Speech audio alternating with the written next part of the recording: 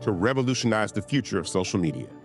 Today, for just $399, you can own 60 shares of stock in Fanbase at $665 a share. Go to startengine.com/fanbase and invest today. While the big platforms have grown too massive and disconnected from their users, Fanbase is building a platform where creators and users truly come first. We've already raised $8.6 million from everyday investors who believe in this vision, and now you can join them. This is your chance to invest in a social media tech company with over 1 million users that is disrupting media by allowing anyone to reach all of their following and monetize their content from day one. The market is changing, big platforms are failing to serve their users, and fan base is stepping up to fill the gap. Don't wait until it's too late. Invest now. Invest for yourself and your future. Go to startengine.com/fanbase and own the future of social media.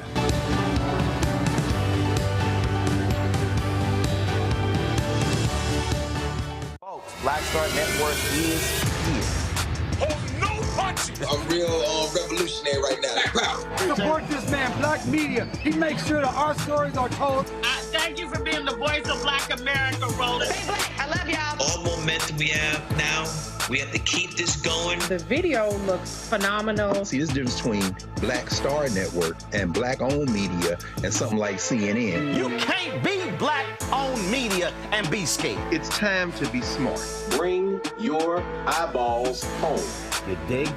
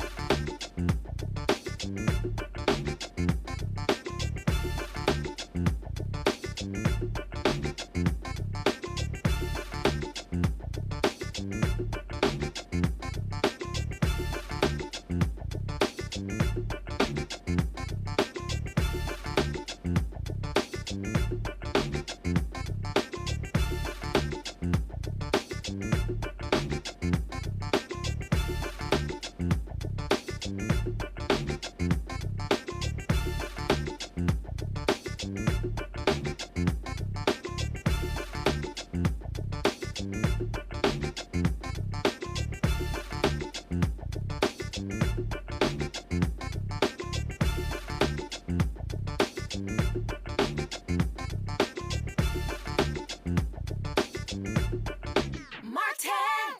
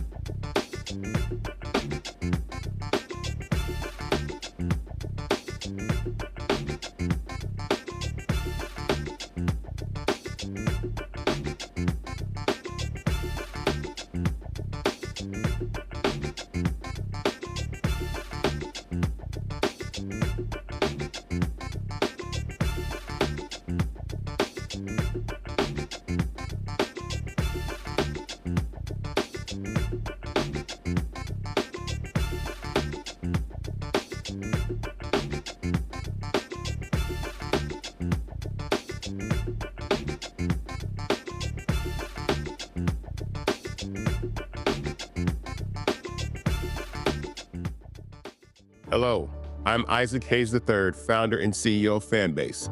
And right now we're accepting investors in our $17 million round to revolutionize the future of social media.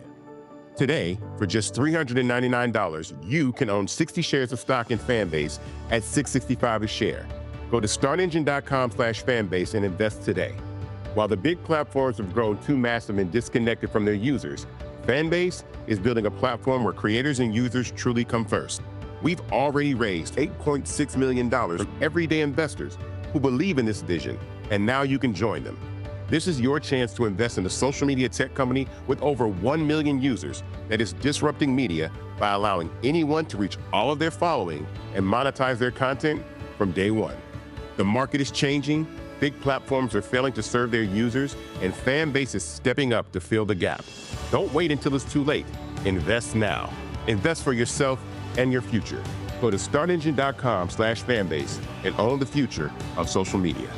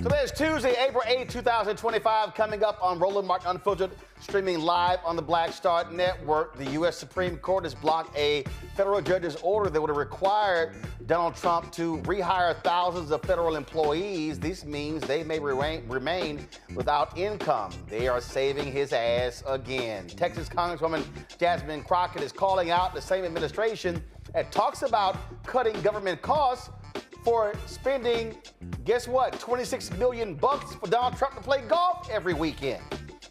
You don't want to miss the Crockett Chronicles. A fired former DOJ attorney testified literally that Donald Trump and MAGA sent U.S. Marshals to her home to try to force her not to testify before Congress.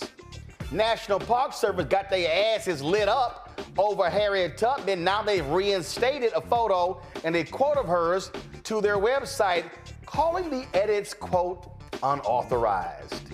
Really? Plus, we'll talk to a white Texas state senator who went off on one of his Republican colleagues, the sponsor of an anti-DEI bill, showing him it's a whole bunch of white men that got jobs. Plus, we'll talk about the latest multi-million-dollar lawsuit against North Carolina HBCU, St. Augustine University, where we'll be having a town hall this weekend. Plus, the racist ex-husband of racist Congresswoman Marjorie Taylor Greene is now apologizing for insulting Muslim women who were trying to pray.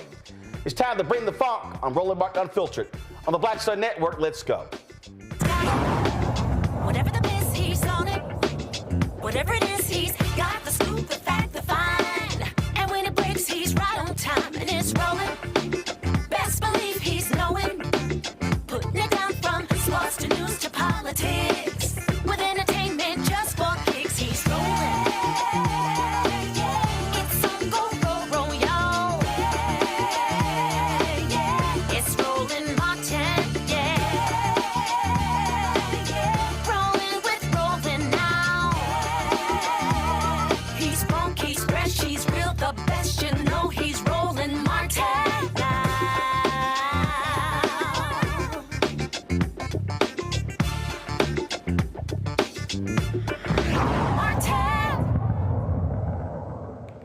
Well, the U.S. Supreme Court saved Donald Trump's ass again. They are pulling back on a decision by a federal judge forcing them to rehire thousands of federal workers who were fired. In the 7-2 ruling, the court sided with the Trump administration, allowing it to proceed with firing these workers. More than 16,000 workers, many of them still in their probationary period. And the workers were let go as part of a sweeping move by the twice impeached, criminally convicted felon-in-chief, the con man Donald Trump, and his fake Department of Government Efficiency, known as DOGE, to downsize the federal government aggressively. Justices Ketanji Brown Jackson and Sonia Sotomayor spoke out against the decision. Justice Jackson said the administration, frankly, was being out of line. They said they had not shown enough urgency to justify pushing this case so quickly to the Supreme Court, suggesting that this was more about a power grab.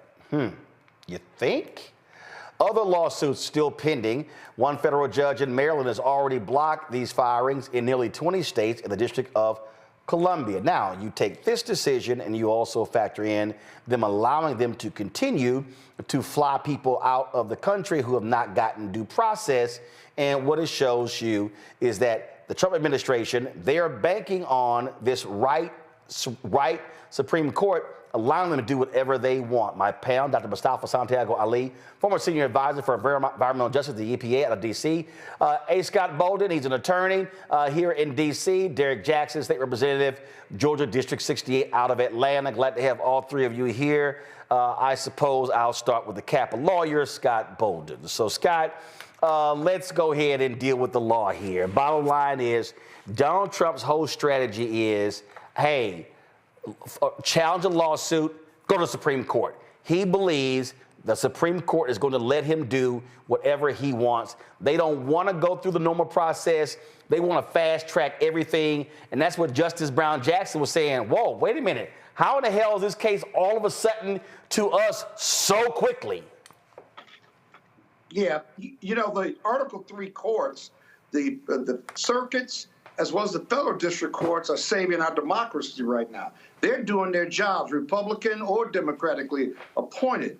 The Supreme Court seems to keep saving him, but it absolutely makes no sense when you have lower courts who are saying you simply can't do this. And so I think you're right about the strategy. Their strategy is go through the courts as quickly as possible, avoid the courts as quickly as possible, get to the Supreme Court as soon as possible, and hope that they save them. Now, in regard to the Venezuelan gangs that they transported to El Salvador, they didn't get the relief that they really wanted. No. I'm sorry. The alleged gang members. Yeah, many of them are alleged because at least two we know certainly aren't gang members, but they left open. See, the Supreme Court gave the ACLU some relief, saying, well, they're entitled to due process, but it was silent as to, well, where do we go from here? What does that mean going forward? But more importantly, what about the alleged gang members that are in San Salvador right now, or San Salvador prison now, and since they didn't get their due process rights? Are you going to order the government to fly them back, give them due process rights? They were completely silent, which means those alleged prisoners or those alleged gang members stay there for now. So, again, that's the place of relief. That's why elections matter. And that's why the Republicans have stacked that court for this very reason. Watch the Republican administration or watch the Trump administration to take full advantage of it. And that's another dangerous weapon of theirs in regard to whitewashing and destroying our democracy. Mustafa, here's what's utterly insane. You take the case. 60 Minutes did a report showing that 75% of the people they put on planes that flew out of the country did not even have a criminal record. And so what critics are suggesting is that these people are offering no due process. What they are simply doing is snatching people off the streets, throwing them in detention facilities, and sending them out of the country. I saw this one video of a woman in Louisiana who was whining, crying, and complaining because her father, who's been here for 45 years, who was invited into the country from Cuba, guess what? They grabbed him, did not care. Well, guess what? Go talk to all those Cubans who voted for Donald Trump. This is exactly what black people and others were warning that was going to happen, that they were going to racially profile and just start snatching people up. And we're seeing this. Latinos, Muslims, you name it, and they're just sending them out of the, say, we'll deal with them later. And even in the case of El Salvador, literally fighting it and trying to ignore the judge's decision while the plane was in the air by saying, international waters, sorry, you have no jurisdiction. That's how illegal these people are operating. Yeah, you know, that they continue to not want to follow the law in any form or fashion unless it is against them, and then they want the law, they want justice to actually be front and center. You know, unfortunately, you know, our country is supposed to be founded, due process is supposed to be one of the sort of hallmark things that helps to set us apart from dictatorships across the planet. But, you know, these folks don't seem to want to follow that for some reason. And black folks, you know, as you shared, you know, we warned them that these types of things could actually happen because we went through it throughout the history of this country, where they used to just grab brothers off the street, sisters as well, and say they were just vagrants and then lock them up because they wanted free labor. So we have a history with this. And that's the reason that we were sounding the alarm. You know, you've got an administration that is a rogue administration. It is an administration that feels like that they can do whatever they want. And when you have, you know, Scott so aptly laid out, you know, some of the district courts and some of the others that have been doing the right thing. But when you know you have a Supreme Court that seems to not be as concerned about justice, not so concerned about the Constitution, not so concerned about every individual's rights, then you have a very precarious situation going on here where, you know, whether you happen to be Latino or you happen to be Muslim or you happen to be a number of other groups that they don't seem to value their lives as much, then, you know, we've got to continue to fight, push back, highlight these injustices that are going forward, and then make sure that we have politicians and judges moving forward when we have the opportunity to have those people in place that actually want to honor the rule of law. You know, Derek, the thing here, again, MAGA, Donald Trump, all these right-wingers, they're mad and upset that these federal judges are ruling against them, but they didn't mind when those federal judges ruled against President Joe Biden. Now they want to change the law to target those federal judges, including even impeach them. Newt Gingrich was on the Capitol Hill. We showed the video last week talking about, how one judge shouldn't have all of this power. And he was lit up by Congressman Joe Nagase by saying, I'm sorry, why were you so silent when it happened under Biden? They are hypocrites. They only want what's good for them and no one else. You know, Roland, once again, we're sounding the alarm, right? We sound the alarm during Project 2025. We're sounding the alarm again. The whole essence of Project 2025 now, this Trump administration, is to consolidate government. This is to make sure all the powers rest in the executive branch. They don't want no safeguards. They don't want no checks and balances. They want to be able to do as they so will. I mean, think about, what we've been talking about so far this evening, and that is this whole law that they're using from 1789. The Alien Enemies Act made sure that the United States had to be declared in war. We're not at war. And so we have to look at what they're really trying to signal. And that is not just picking up the other. One day they're going to start picking up citizens, black and brown people, and taking them to El Salvador and Cuba and other places. Because when you start to do that, they're going to really execute the plan in Project 2025, which is, as they've already stated, to deport 20 million citizens. The word immigration is not in there. It said 20 million citizens. So this is just a test run when you start to kidnap people, because that's what this is, picking them up and not saying where they're going and then taking them to another country. That's problematic. And let me be real clear here, folks. And Scott, I think this is really important. Look, you got a lot of black people who are like, yo, I'm down with this. Send their asses back. But there still is a phrase, 2 words that matter. It's called due process. And if you take the position that, send them back, I don't care, and you completely ignore due process, you know what that means? That they are going to not allow due process in other areas. Yeah, and have before, and if you believe this is the third Reconstruction, as you often talk about, then we're next on the targeted list. I joke with my colleagues about, have you got your camp number yet? Because they're coming for us next, because the black and brown immigrants who are here, they've got a target on their back. Listen, the beauty of due process is everyone's entitled to it, and when you become a target of the criminal justice system or the immigration system, you certainly do want due process. Now, the only reason this government is doing this is simply to expedite the deportation, to feed the MAGA appetite for eliminating black and brown people in anticipation of 2043, when we become a country of color, if you will. That's it. This is purely political. And if you listen to the rhetoric of not only MAGA supporters, but the administration and the president, all they talk about and all they market is what they're to match their rhetoric. That's it. It's to expedite, to get rid of the worst and the criminals. But you see, you make mistakes that they have to admit when you don't give them due process. They're terrified of the lower courts because even their own lawyers for DOJ, who don't have the information, are being fired by the Attorney General for not, quote, being prepared in court or zealously advocating for these illegal programs or this illegal conduct. They're actually being terminated for not following these orders that are really illegal orders. And so people talk about a constitutional crisis, Roland.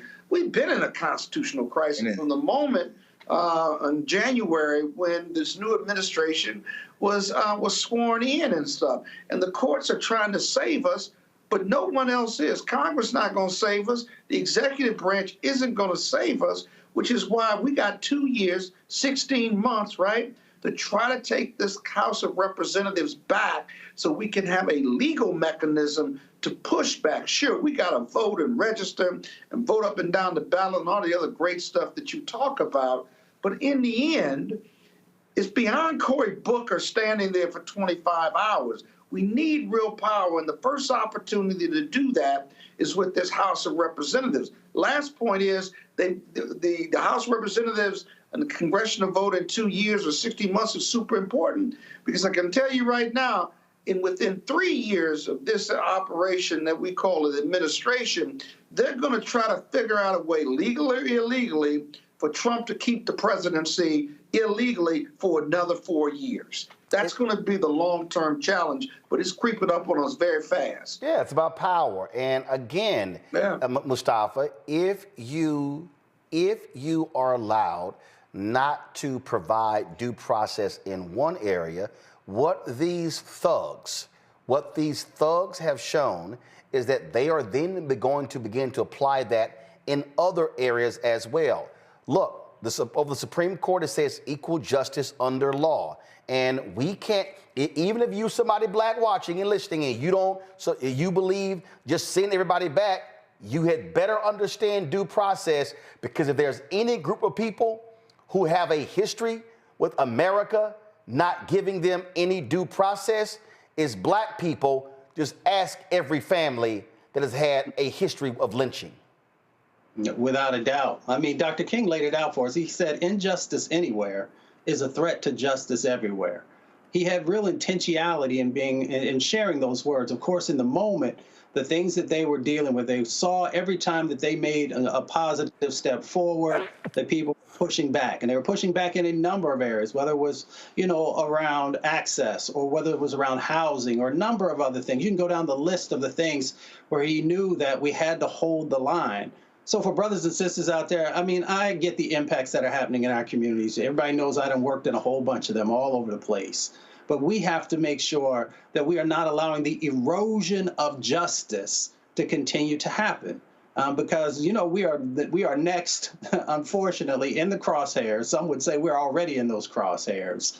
And they said that, these people that they're sending back there, are criminals and those types of things. Well, they try and criminalize us all the time. And we understand that that's just the next step in being able to move us wherever they might see fit.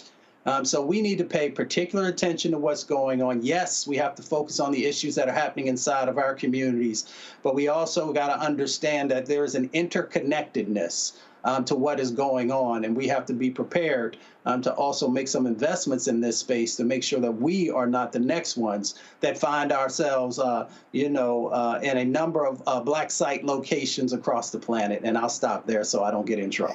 Well, but they don't get in trouble. I mean, bottom line here, Derek, when Mustafa talked about, excuse me? I'm surprised you still on the air. You should be going underground, because they coming for you next. You look like you from Africa or something. I'm 2 blocks from here. Tell them to bring their punk asses here. You got one lawyer in your corner. Bring their punk asses here. As a hashtag, bring your ass. Derek, bottom line is, what we are facing right now, Derek, we are facing a bunch of scared punks in this country, okay? You got punk-ass law firms that are buckling, that are kissing his butt. Republicans. You got Democrats that are buckling. You got people who are scared to death. Oh, my God. You got all these Silicon Valley folks who got more money than anybody, who are doing all they can to kiss his ass. No, this is a moment where people must stand up to the thug, stand up to the bully, stand up to the con man, and our legal warriors must be doing what they are supposed to do, fighting using the law. These thugs, Donald Trump, thug, J.D. Vance, thug, Elon Musk, thug, Stephen Miller, thug, all of them, Pam Bondi, thug, Cash Patel, thug, Dan Bongino, thug. They do not care about the rule of law. They do not care about the Constitution. All they care about is doing whatever they want when they want, and everyone else who disagrees be damned. Yeah, you're exactly right, Roland. And I tell you what, they also know that their time span is short. I mean, if you think about what just took place over this weekend, nearly 6 million people across the United States. I mean, they had some signs out there. I know here in Atlanta, Roland, we had 30,000 folks that marched 2.5 miles. And if you read some of the signs, it wasn't saying that we want Trump. I mean, they had some very egregious words for this bully. And when you think about what also is happening in the stock market, I posted today, hey, last time I checked, DEI didn't crash the stock market. And LGBTQ transgender that did not cause for $12 trillion. You had Tim Cook, Johnny Damon, JP Morgan, all these folks now saying, oh, we didn't expect this. What were they expecting? What were they expecting, Roland? Everybody that was on the front seat during his inauguration, what were they expecting for him to do? They just thought the rain was going to fall on black people? They just thought the thunderstorms were going to fall in our neighborhoods? $12 trillion, Roland, has been lost in the stock market. Now you have 4 Republicans in the Senate who are voting with Democrats right now saying we need to put some legislation, and forget all this litigation stuff. We need legislation. But then the Speaker of the House, Roland, he says, trust the process. But this is the same individual who will not go back to Louisiana and conduct a town hall meeting.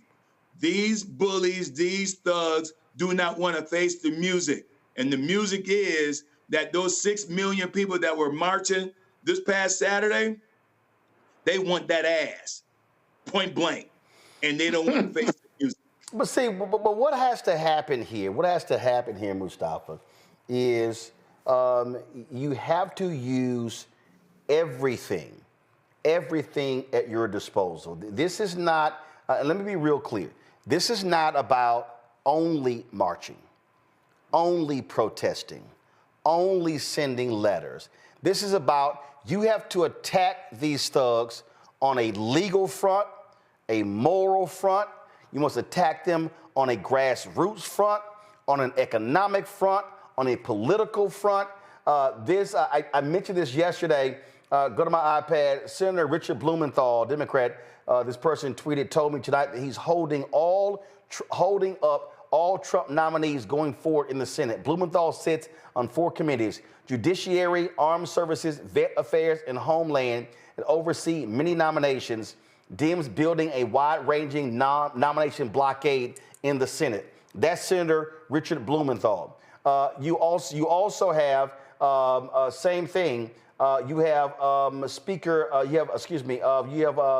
Senator Brian Schatz. Same thing here. This is right here. Senator Brian Schatz blocking more than 300 Trump administration nominations by refusing to let them pass with unanimous consent. I don't think we should make anything easy going forward, he said. Well, guess what? It's about damn time. And this has to happen, Mustafa. I think back when you had all of those military appointments that Senator Tommy Tuberville held up because he said that the Pentagon, they were allowing reproductive rights to move forward.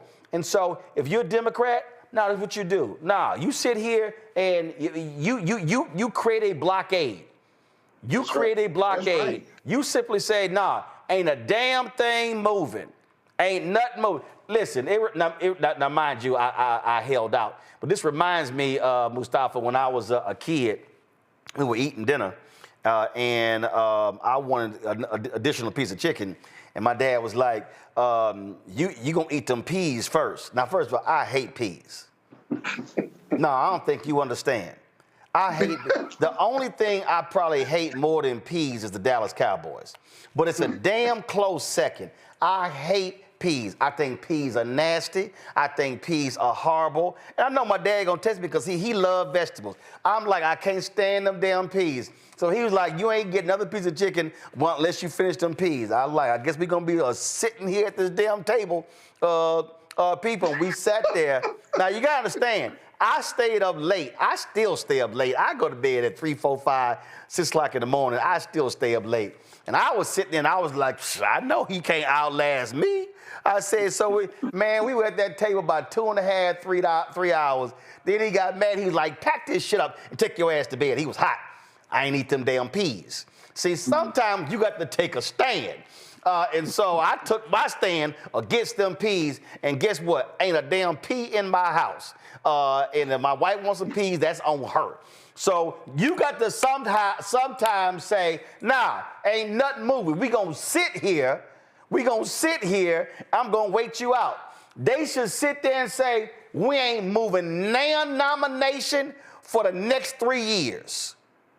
And then force the Republicans, Mustafa, to have to go through the laborious task of putting one name. And that's what you do. You sit there. Do you allow unanimous consent? No.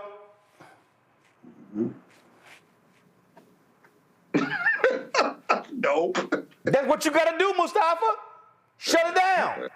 I mean, I agree. You got to use every tool in the toolbox, everything that you have the ability to utilize in this moment. It does a number of things. Yes, it slows the process down, but it also helps to make the process more authentic, because when folks don't see you fighting back, right, those people who elected you, who sent you to Capitol Hill, that says something to them. It says you don't really have a spine. Either you don't have a spine or you don't have the intelligence that's necessary to be able to navigate the moment that you find yourself in.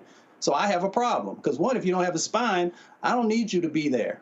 And if you don't have the intelligence to be able to navigate, I don't need you to be there.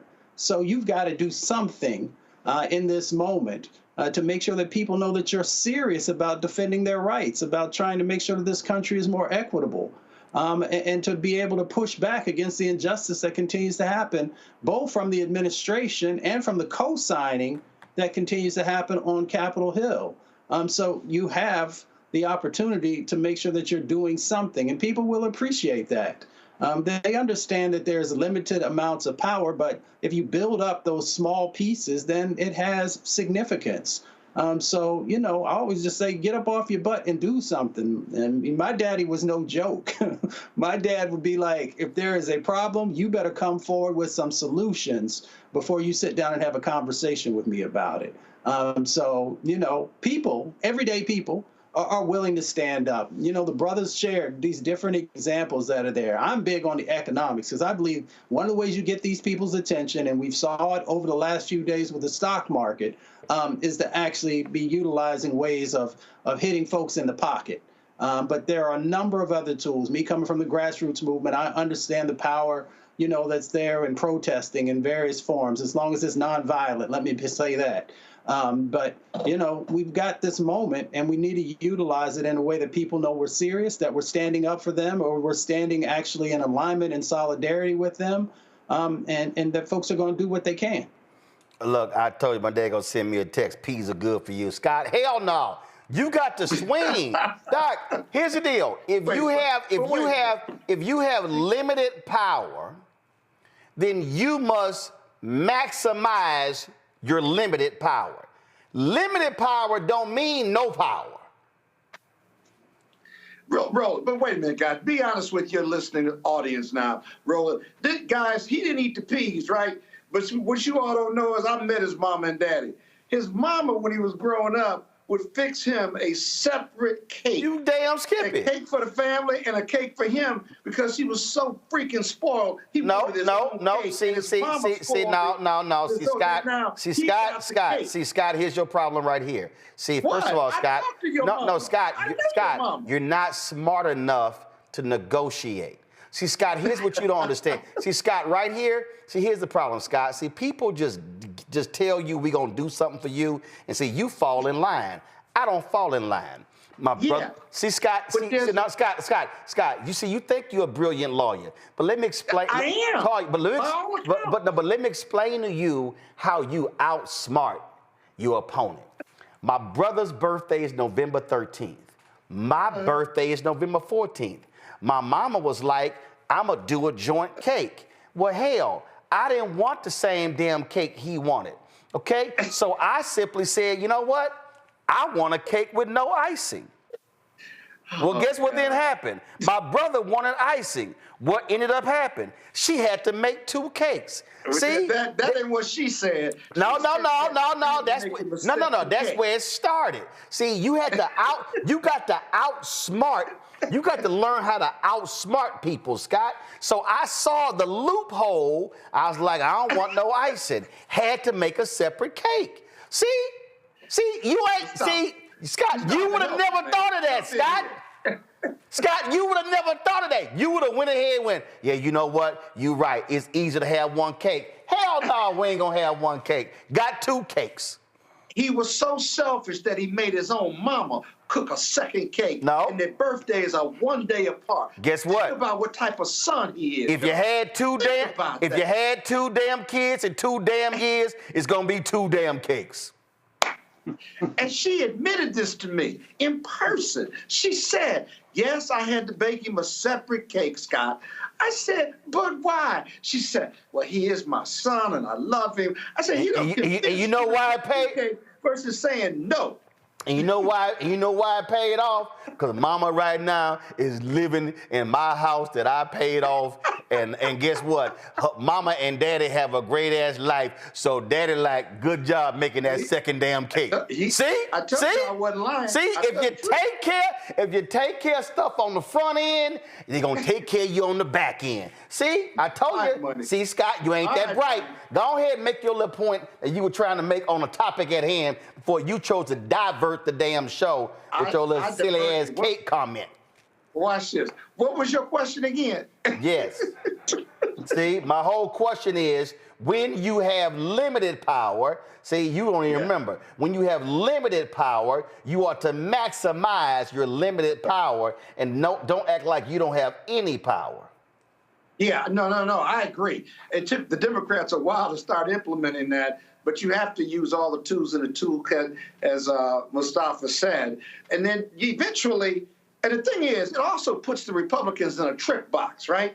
Because they've done the same thing to the Democrats, and the Democrats now are going to do it to them, and they can complain all they want. All you have to do is run the videotape or run the legislation back and say, you did the same thing, so shut up, be quiet, in no uncertain terms, right? But see, the Democrats got to get away from wanting to be the right and the morally correct ones and be above the fray. You're dealing with some political thugs, some Republican gangsterism, and you got to get down with the gangsters, which means you got to get on the ground and get out. And you cannot be afraid to do the same thing. And the hell with what the press says or what your moral values say, because for moral values to be relevant, probative material, you have to be dealing with an opponent that has moral values, right? Then you can beat them at that game. But these people, these Republicans aren't practicing moral values, right? They're practicing political gangsterism. And so you got to be a gangster too. Calling all Democratic gangsters, come to the front, because we need you at the door. Hey, I can pull up an article I wrote on CNN a long time ago saying Democrats got to learn to be gangsters, Derek. And I'm going to tell you right now, I'm going to go ahead and go on record. I did this months ago. I'm going to say it right now. Whoever runs for the Democratic nomination for president in 2028, I'm about to give y'all some unsolicited advice right now. Matter of fact, put the camera on me by my damn self. Let me say this again. Here's my advice for every Democratic candidate who's running in 2028 for president. When the press asks you, are you going to release your college transcripts? Hell no. That's right. When the press asks you, are you going to put your money into a trust? Hell no. When they ask you, are you going to release your health records? Hell no. When they ask, are you going to add any family members to the administration? You should say, hell yeah. If they say, well, we think you're spending too much time going to your beach house or playing golf, the response should be, kiss my ass. Here's the whole deal. It's abundantly clear. And then if any Democrats, if any Republicans start talking, you'd say, shut the hell up. And then if any Democrats start talking, you say, y'all kiss my ass too. Because see, here's the fundamental problem. Democrats, y'all sit here and y'all try to take the high moral ground and we gonna do it a certain way while the Republicans are in the gutter.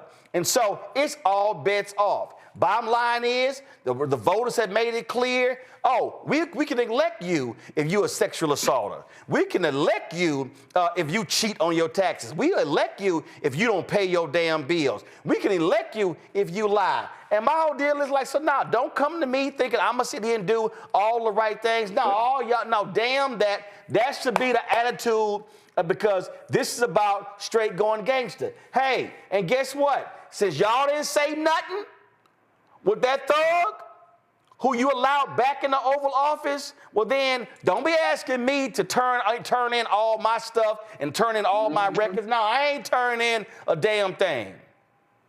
Yeah. I approve this message. But Roland, you know that ain't gonna happen. Come on, Roland, you already know. You've been in this political game far longer. Nah, I'm telling everybody. No, I'm telling right now. I'm telling, and see, don't even. I'm telling you, stop even being nice. Have a debate. Will you commit on this stage that if you don't win the nomination, you're going to endorse all the other candidates? No. We'll see.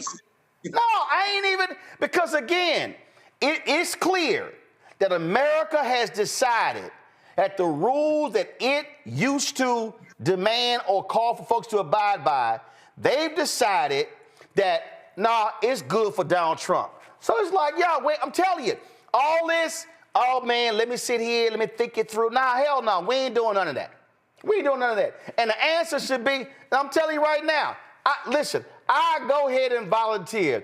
Because first of all, if it was a Republican president, especially the ones now, I'm going to cuss them out. In the past, you had some Republicans, you know that? I probably would say, you know what? I could work for that reasonable person. They crazy as hell now. But I'm telling you right now, I'll volunteer to either be the press secretary or the translating press secretary. You need to have somebody. I'm telling you, no, the rules are over.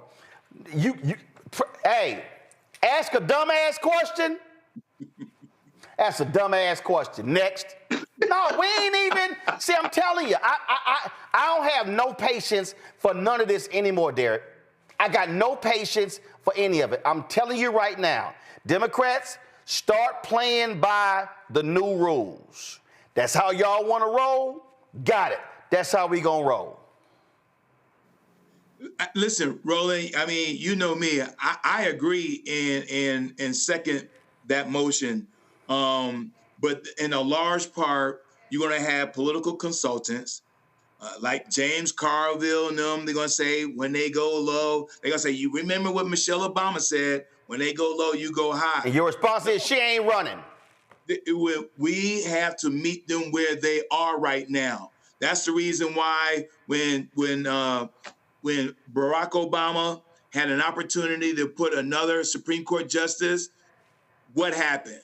They were playing too nice, and Mitch McConnell delivered against that behind, right? And so the bottom line is, I agree. The challenge is, can the Democratic Party, the party that I am in, can we get to the point where we're willing to fight a new political arena? Can we put the things aside where we used to, Roland, always, we got to win Wisconsin, we got to win Pennsylvania? No, how about spend some money with Roland Martin's show to make sure that we can get the word out? How about going campaign hard in Mississippi, Louisiana, Georgia, North Carolina, South Carolina? Go against the norms. That's what you're talking about. Go against the norms and the traditions, because we already know, Roland, by doing the opposite, we haven't won. So we got to do something new.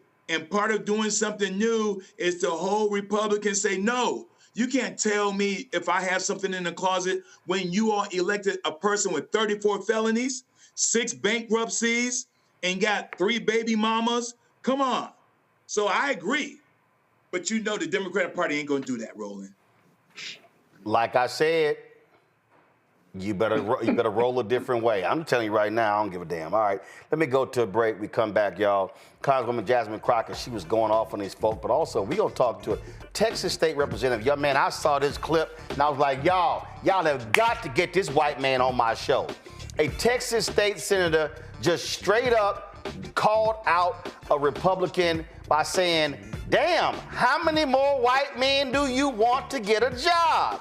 Yo, y'all gonna trip when y'all see this here. That's next on Roland Martin Unfiltered on the Black Star Network, folks. Don't forget to support the work that we do.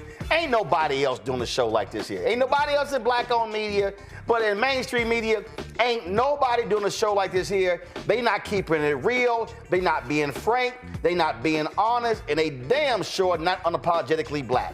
So y'all want to support the work that we do, join our Bring the Funk fan club. The goal is to get 20,000 of our fans contributing on average $50 each a year. That's $4.19 a month, 13 cents a day. You get to support this show. You support our new shows on the network. We're working on a business show, a health show, man. We got all kind of stuff happening. Redesigning the website, hiring staff writers. Yo, we about to sit here and just give these folks hell every single day in every way possible. You want to support us via Cash App? Hit us up this way. And everybody who gives electronically during the show, I'm going to give a shout out while we're live. If you want to give via Cash App, this is the Stripe QR code.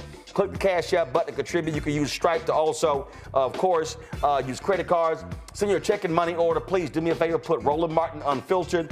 Roland Martin Unfiltered. Don't put Uncle Roland Martin. Don't put Black Star Network. Put Roland Martin Unfiltered because it's much easier.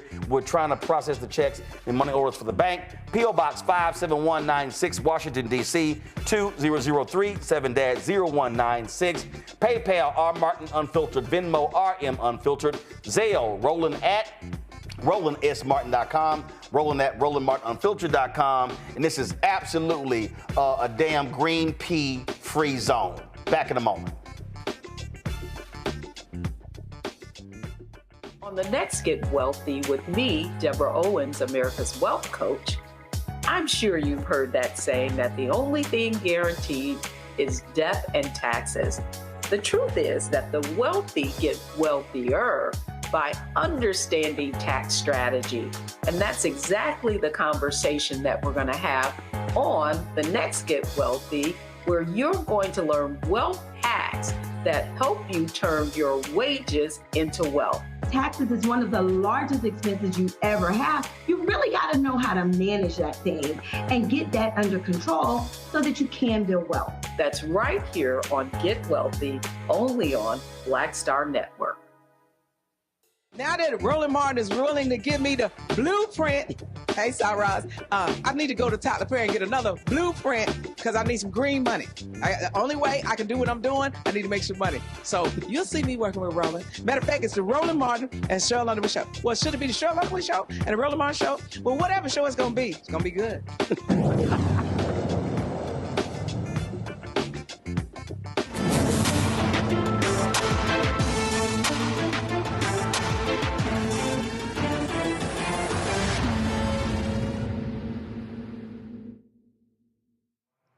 Now, I'm going to need y'all in the control room pay attention. Did I not say what was coming up next? I said the Texas State Senator was coming up next, not Congresswoman Jasmine Crockett. So I need y'all to focus in the control room, okay? All right, so here's what I'm sick and tired of. I'm sick and tired of all these white conservatives, these white Republicans, standing up, yelling DEI, how they're against DEI, when they a bunch of liars and won't even admit to the reality of who DEI actually is helping. Now, listen, we look at contracts and other programs like that. The reality is, yes, is it helping a few black folks, a few Latinos and others, but overwhelmingly the folk who are getting hooked up with DEI are white women. But when you talk about why do you even have DEI in the first place, it's because you largely have white men who wouldn't do right and actually pick folk by merit. They would just keep picking the same folk who look like them, who go to the country club, who play golf golf, who play tennis, and the same thing. Well, a Texas state senator, they were debating this bill on the floor, and they've been debating this a while. When I was in Austin a few weeks ago being honored as an outstanding Texan by the Texas Legislative Black Caucus, I popped in and they were having a discussion on the floor. Well, here they were having this discussion, and thank God, finally, you had somebody who looked a white Republican in his eye and said what needed to be said. Roll it. You don't believe there should be 40% Latinos in executive director positions instead of 2%, not even 2%, just 2%. I believe we should be making these decisions based on merit, not based on the color of our skin or our sex or our ethnicity. I'm really horrible at math. That's why I went on to law school, members. 2 Latino executive directors, that's got to be less than, that's like a 1.5% of these 135 officers. And we're 40% of the population. You don't think that my folks are qualified enough to do the same job as their white counterparts? Senator, I don't know where you're getting that. This bill says we should treat everyone the same, regardless of their race, regardless of their sex, regardless of their ethnicity. But we don't, are we? We're not treating everybody the same. 120 white guys have the job where white women don't have the job, black men and black women don't have the job, brown women don't have the job. Somebody decided in this building, in the powers that be, these commissions, that these white men were the way we wanted to go. And that's not racism to you? Senator, I don't want to move backwards. I want to move forwards. I want to move toward that society where we're not decided based on race or sex or ethnicity. Okay, well, what about a quota system right now, today, where we had a merit-based quota system, where we said, we're going to do you on merit?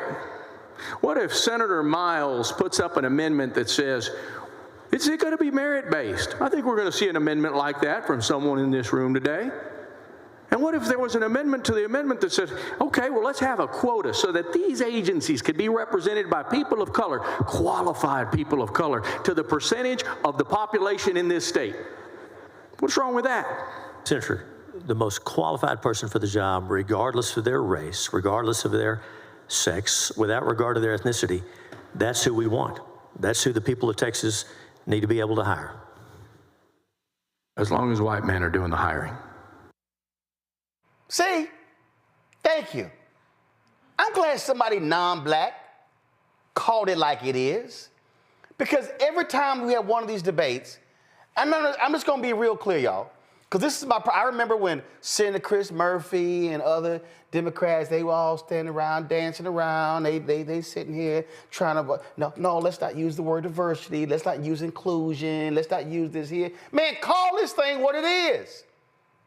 These folks want to deny what's in our faces because the reality is they really believe that when they see somebody black, they see somebody who's Latino, they see somebody who's Asian, if they see even a white woman, in their minds, if you are not a white man, then you did not get the job. Y'all notice they never call a white man the DEI hire. Matter of fact, do this here. Y'all get this queued up control room. I was supposed to do it yesterday. I'm going to show y'all a grossly unqualified white man who Donald Trump appointed to a job, and the questions he was asked was stunning, and not one Republican in Congress said, why is this man even appointed? Joining us right now is Texas State Senator Roland Gutierrez. Glad to have you here. Senator, I mean, first of all, thank you. Thank you for just putting it out there. That man sat there and was like, where are you getting these 120 white men from? He completely acted like they didn't exist. But let me focus on the little speck of color. No, that's right. I mean, Roland, thank you for having me on. Listen, we've been dealing with this bullshit in Texas for years, and it never stops. Session after session, we hear more and more of their crazy racist bills, and yet we don't ever go out and fix the real things that are hurting people in our communities of color. We don't early child care development. I mean, hunger is an issue still in this state. I mean, shit, we got 450 kids with measles in this state. Housing issues, you name it, healthcare, all of it. Those are the real problems that are affecting us, and yet these guys want to tell us that they want to take it back to a world, I guess, to the 1950s. I guess that's where they want us to be. And they claim that they want to get to a space in Texas where we're colorblind. Well, hell, we haven't gotten there yet. Right. I mean, can they please, I really would appreciate if one of these white Republicans can pinpoint me the exact day, time, and month when we hired in America and it was all equal, colorblind, merit-based. By all means, can you show me when that actually happened? I dare say that since the Civil Rights Act of 65, since the Voting Rights Act, 64 Civil Rights Act, 65 Voting Rights Act, 68 Fair Housing Act, I dare say since we have those bills, we are more merit-based than we ever have been, because before, it damn sure wasn't the case.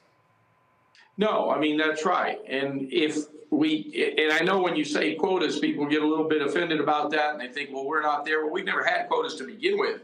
But if we're truly in a colorblind society where we want to say that it's merit-based, listen, there's a lot of Black young men and young women, Hispanic young men and young women that can do the work just as well as their white counterparts. Then let's have 40% in that building be Latino. Let's have 13% be African American. But that's not the case.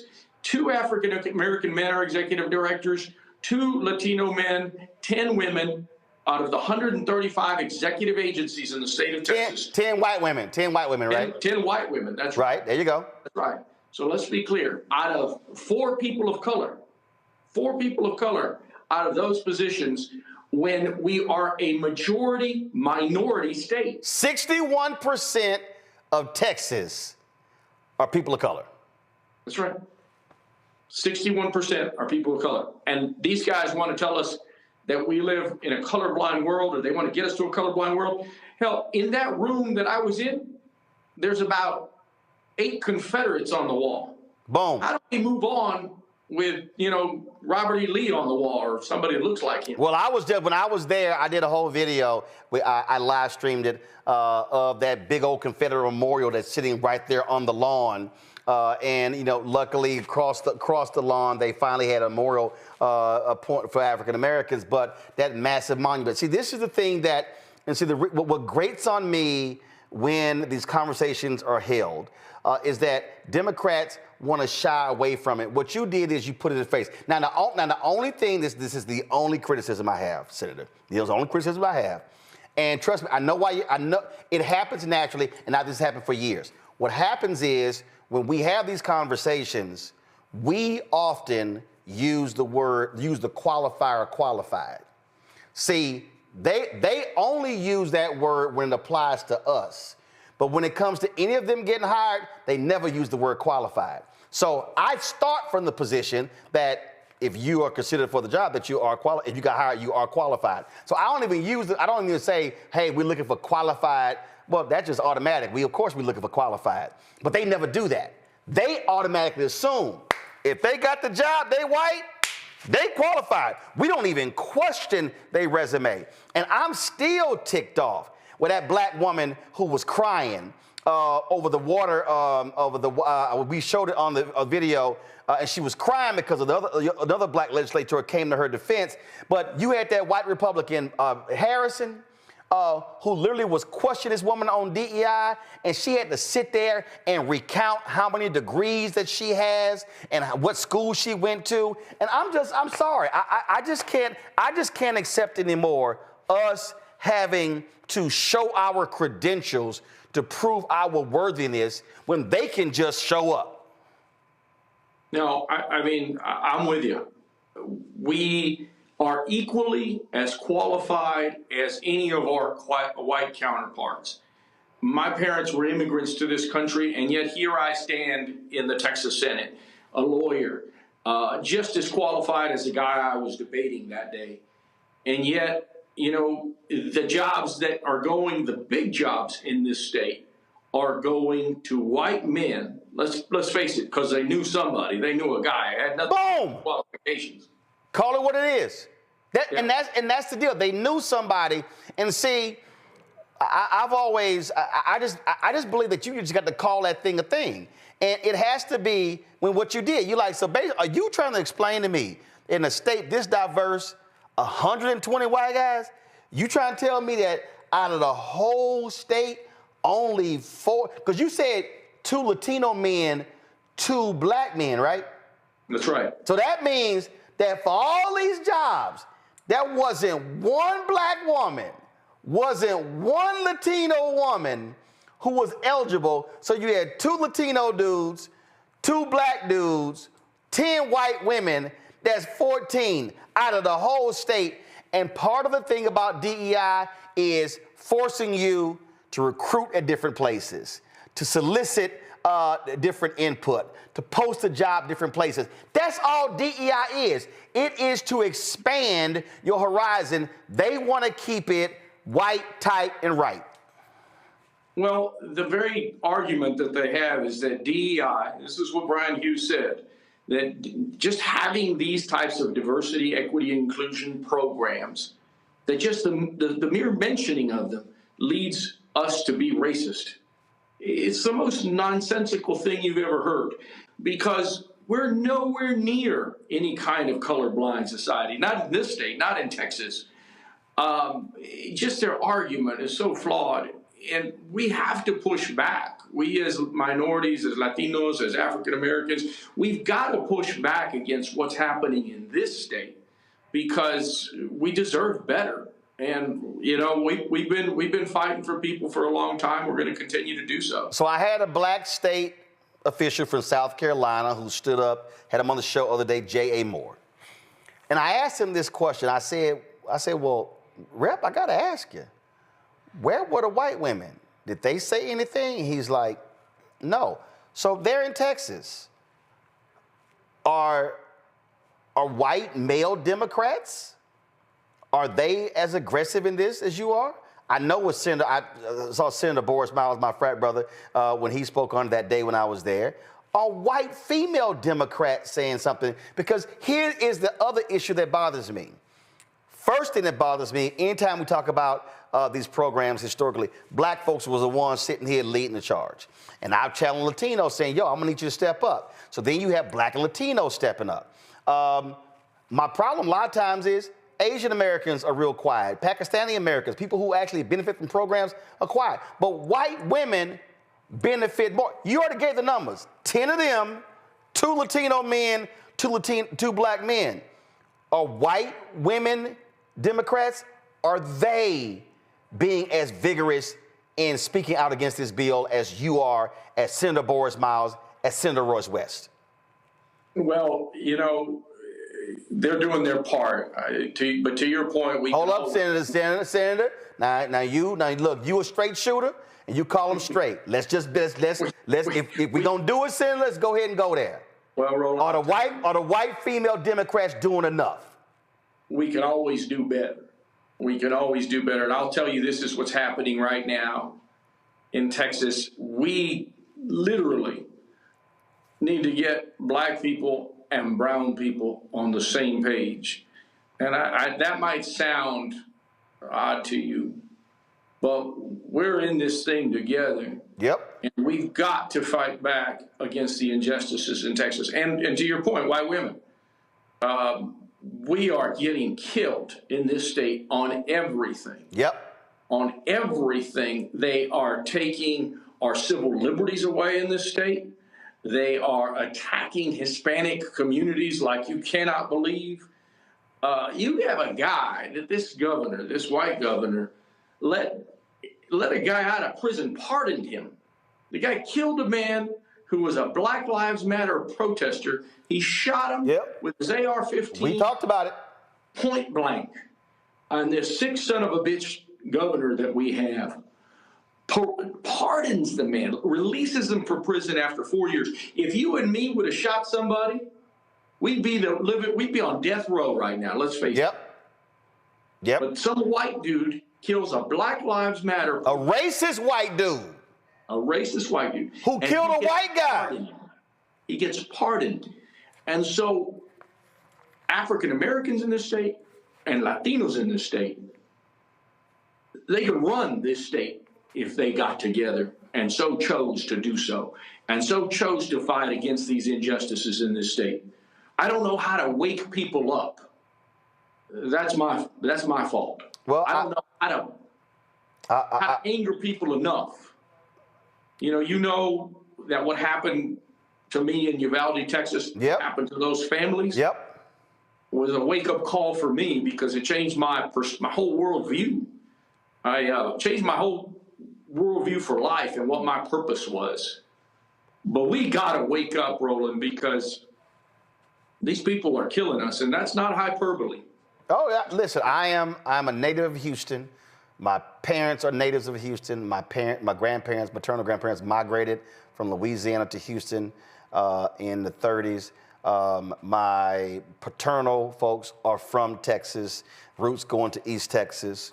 And so although I work here, my homestead is still there in southern Dallas County. I go home to vote. Congresswoman Jasmine Crockett, I'm a constituent of hers. And here's the thing. I was there in Houston, working at the Houston Defender as an intern in 1990, when you had African-American Latinos who were fighting over who was going to be the police chief.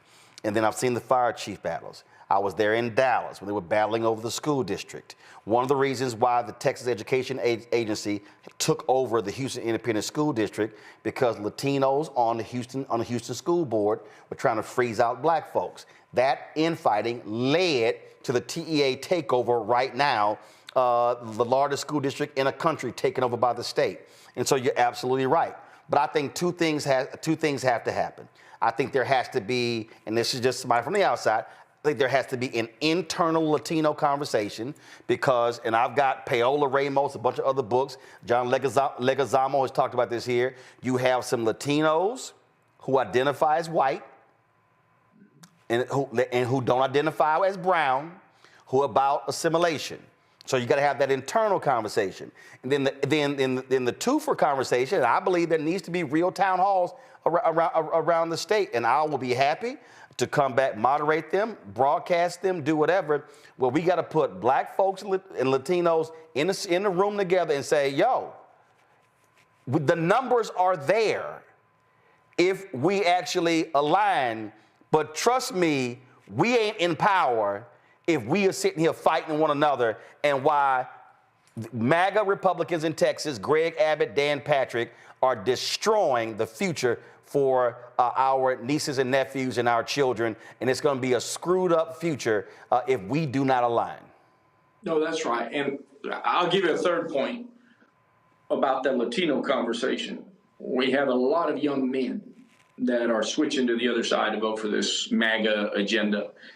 I would hope that by now what people are seeing with this man is that they're seeing that they were wrong, first off. And it's okay, you can come back into the fold. We certainly need you so that's an internal Latino conversation. But I think that the bigger point here is those same executive position jobs. Just imagine if you had people of color running this state. Six-figure jobs that changes families and lineage. Now you're talking about power. Now you're talking about going from those positions, running for higher office. It changes the entire ball game. And that's why I'm fighting all these federal firings, because 20% of the federal government black, 10% of the corporate workforce white. We couldn't get corporate jobs, so we looked at the federal government. When they slash the federal jobs, you are slashing black wealth, because that's the place where you have more black people with six-figure salaries. And so this thing is way deeper than folks get. And so listen, I'm going to have my producers give you my cell phone. I was talking to Representative Tellerico. I'm totally opposed to that voucher scam. I'm a school choice supporter, but that's an absolute scam. It's happening there. But thank you for speaking directly to these white Republicans and putting the numbers on the table to force them to have to face it, because he looked like a deer in headlights when you hit him with those numbers, and he was just blah, blah, blah. He didn't know what to say. Roland, thank you very much. I appreciate what you've done, not just for this state, but for this country. We've got to keep fighting back. We've got to keep fighting back together, and we've got to wake some people up and get them to vote, because that's our AR-15. That's our gun, is that vote. And we can change the world if we can get people to do that in the right way. 2.1 million eligible Latinos in Texas are unregistered, and Texas has the largest number of eligible black voters of any state in America. But what I keep saying, we got to get them registered, and then we got to get them voting at 70% capacity in order to win. So, Senator, I appreciate it. Thanks a lot. Thank you, my friend. Y'all, I told y'all about this clip I was going to play. Man, I saw this. We all knew this. We all knew this here, okay? But, man, I saw this video, and I'm trying to figure out how even one Republican didn't go, damn, we don't need to vote for this dude here. If y'all want to see somebody who's grossly unqualified, roll it. Mr. Donahue, what is the maximum number of lawyers that you have supervised in your experience as an associate in a law firm? Thank you for your question, Senator. It varies, but it was typically anywhere from 6, usually 8, up to 10 with summer associates as well. All lawyers? Not all lawyers, including summer associates. Okay. What was the maximum number of lawyers you supervised in your job at the solar company?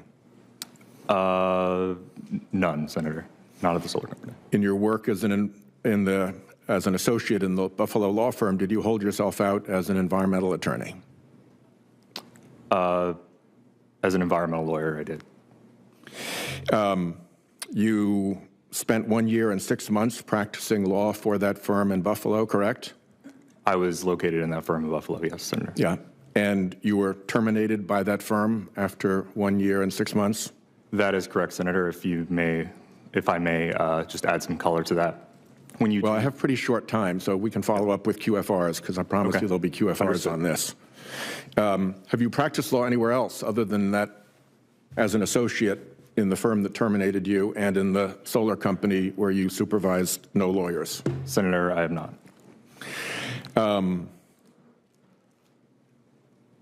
Apart from your associate experience in Buffalo and the solar company, have you practiced law in any other place?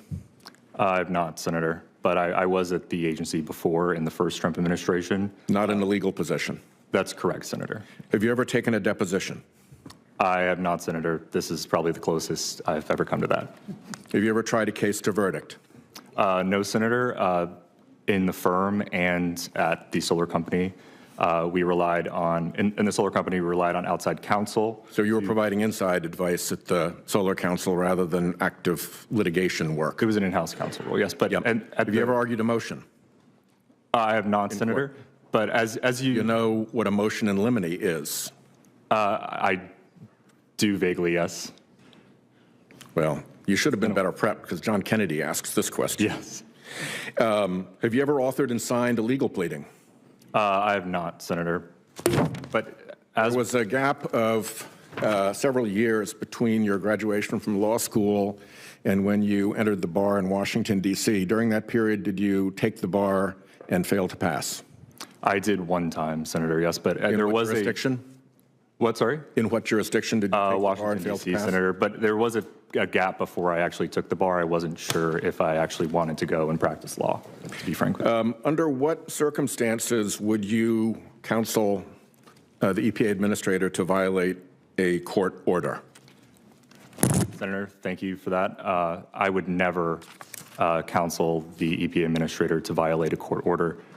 Under oath, can you assure us now that EPA is presently in compliance with the federal court decisions by Judge Ali Khan and Judge McConnell right now?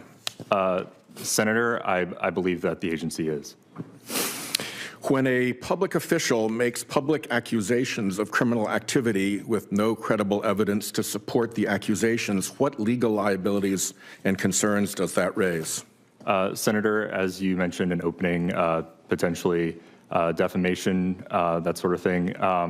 But I'm not a criminal investigator. I'm not at the Department of Justice. I don't handle the various aspects of that criminal probe, so I'm not privy to that information. There is an internal memorandum out of the agency's counsel office that relates that a significant number of grants were terminated based on a significant error, agency's words, in the terms and conditions for those grants. As the Washington Post reported today, an agency lawyer warned officials that they had cited contractual language that did not apply to many of the grants the EPA had ended in recent weeks. Grants had been terminated on grounds that they no longer fit the agency's priorities, referring to a clause in their grants' general terms and conditions that applied only to grants issued between August 13, 2020 and September 30, 2024. And almost half of the terminated grants were finalized outside of that relevant period. Have the grants impacted by this significant legal error been restored to the recipients? Senator, I've seen the reporting on that. We received your letter, in fact, 2 letters yesterday on this. I was not on that email. I think it was an email, not a memorandum, but I think we're working to track an answer down for you on that. My time has expired.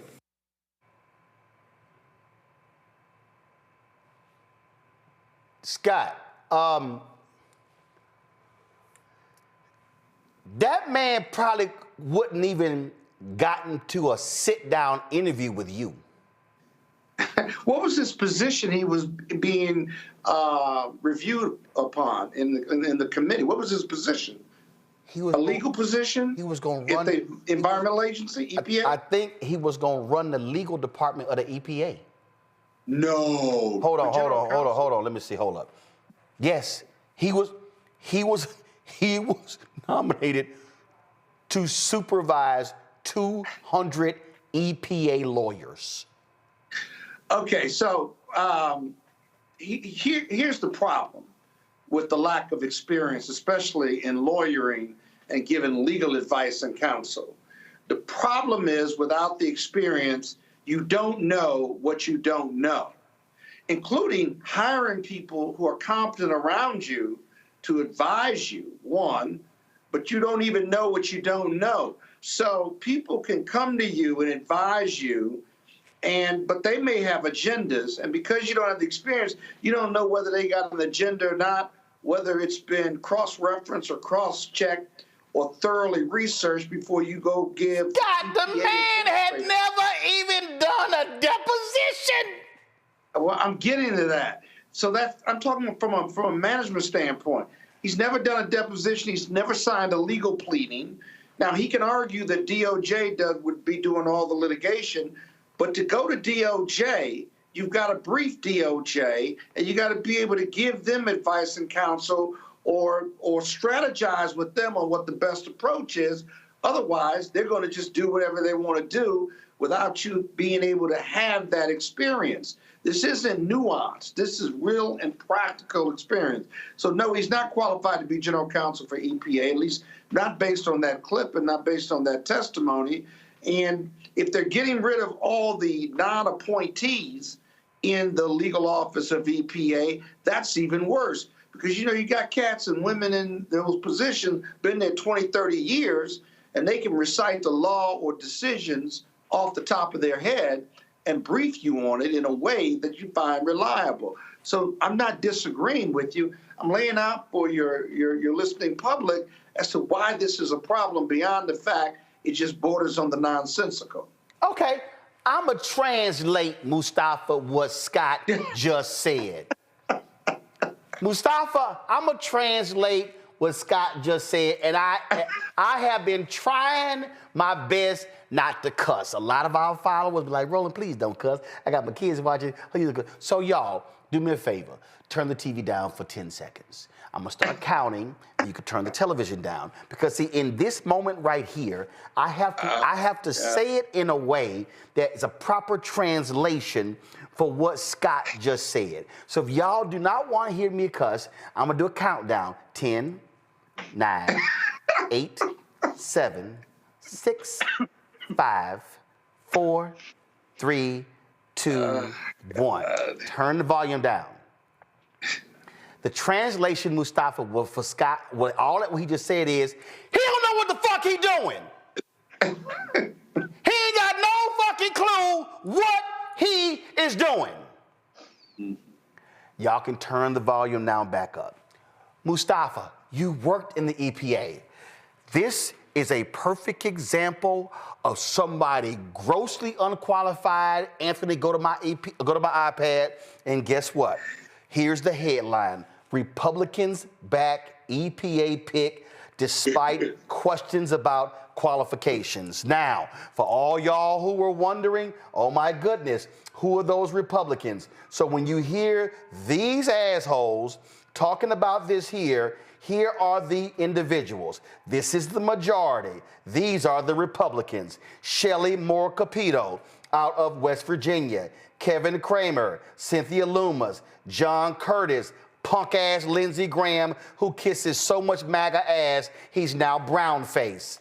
Dan Sullivan, Pete Ricketts, Roger Wicker of Mississippi, John Boozman, John Husted. These are the Republicans. So guess what? I bet not hear now one of these white Republicans talk about DEI and merit and who's qualified when they voted for a grossly unqualified white man. It ain't even a conversation. Yeah, that's amazing. You know, I worked with both Democrat and Republican leads of Office of General Counsel. All of them were talented. You know, people come with different policies, and then they have to make recommendations to the administrator. This person, I can't even believe that they're sitting there going through that confirmation process. I mean, you know, I've lectured on environmental law everywhere from Howard to Harvard. You know, everybody who's in between. And for him not to have the experience to even be sitting in that chair to be given consideration says something about this administration and how they feel about protecting our communities and our country from toxic pollution. From this individual would have to be a part of conversations with a number of folks well-versed on the legal side of the equation from business and industry, as well as nonprofit organizations. You know, for him not to understand the federal acquisition regulations that are a part of, you know, some of the things that we see going on right now around some of the contracts and grants that are out there that, you know, are going through these changes that are currently going on. I can't imagine this individual sitting there and having any real knowledge about the Clean Air Act or the Clean Water Act or RCRA or a number of the different acts that the Environmental Protection Agency Foundation is built upon. And that's scary. Because, you know, this is someone, and, you know, Scott talked about sort of the dance between the Department of Justice and EPA, and that's just one side of the equation. I would be very, very concerned with a number of the other sets of conversations that he would have to have with individuals who know the game and are looking for opportunities to exploit it. So the person who sits in that chair, at least in all those folks who I work with, they were knowledgeable in a very deep way about the law, but they also understood, you know, the different things that people do to try and, you know, find the best positioning for their, you know, whoever they're representing. And this person is woefully unexperienced to be a part of those conversations, especially since we've seen not only at EPA, but a number of other agencies and departments that, you know, they've hollowed out those respective entities. So he would be there pretty much like a babe in the woods, and people would just devour him, even with them not actually caring about, you know, the environment and public health. Right. This is a very dangerous situation for these, you know, these representatives to even give this person consideration. So Derek, somebody in the chat said, Roland, please cuss. Derek, here's the thing that's crazy. This story about them picking, it was April 2nd. It's April 8th. Chuck Schumer, what the hell are you doing? I would be amplifying this story like crazy. With them running around talking about who not qualified, all that sort of stuff, I would be going, how in the hell can y'all advance this pathetic? I would make this white man, Sean Donahue, the poster child of white privilege. I would be throwing this in the face of Elon, JD, and Trump. What the hell is I saw this clip on Twitter. I ain't seen no press release. Didn't nobody hype this up? This is a perfect example of what I'm talking about when you have Democrats who are slew-footed, slow, who don't understand in terms of how you move. I saw this the other day. Ken Martin put out a tweet where he said that, here it is, yesterday. Let me show y'all this tweet, then let you comment.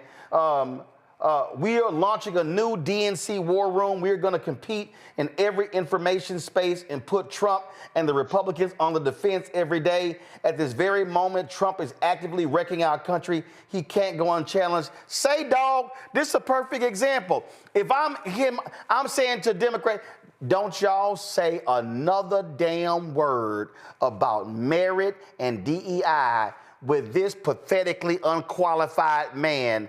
His ass would be the poster child right now, Derek, of every Democrat. You're absolutely right, Roland, but he won't be the only one, right? No, but you got to start one, but you got to talk about one at least. At least talk about one, right? But this is the most inept, unfit, unqualified cabinet ever for 248 years. The most inept, incompetent, unqualified, unfit cabinet, starting from the president to this individual. They continue to demonstrate, Roland, which is the point that I appreciate you highlighting this evening, because merit has always been a qualifier for us. We always had to get 2 or 3 degrees. We always had to be top of our class. We always, right? I remember reading Earl Gray's senior book, and he was talking about the 2 sets of rules. And you also expounded upon that a few weeks ago when Robert Kennedy was going through the nomination process. And I remember you saying, Robert Kennedy is not even in healthcare. This is the same individual, Roland, that advised folks how to deal with measles by taking vitamin A and cod liver oil. And now those same children are having liver problems. Right. The measles outbreak. But here's, okay, I got all that. But here's my point. I want to stay focused on this guy, because this is my whole point. You can't make the argument broad. You have to narrow it. Scott, the point here is this here. You have to make someone the poster child. You have to hold somebody as the example. And I'm saying what Democrats should be doing, Democrats should be hitting these fools back saying, y'all actually have the audacity, the unmitigated gall to talk about DEI and ending DEI programs and people being unqualified. Here is a grossly unqualified, incompetent person to lead the EPA's legal room of 200 lawyers. The man ain't never supervised more. You saw how he even said 6 to 8, and they all weren't even lawyers. Hell, I done talked to more lawyers than his ass likely has. Well, here's the thing. As an associate at a small firm in Buffalo, because there are no really big firms in Buffalo, he was an associate. Damn, Scott. Damn, Scott, that's some shade. Yeah, I know, but damn. 6 or 8 he supervised. There may have been 1, maybe 2 attorneys at best, because as an associate, and you've only been there a year and a half, you're not really supervising anybody. It's not like you're a partner. But here's the thing. He lasted 1 year. I know, but don't miss this part. Think about, there's an arrogance part to this on the Republican side. He wasn't even well prepared.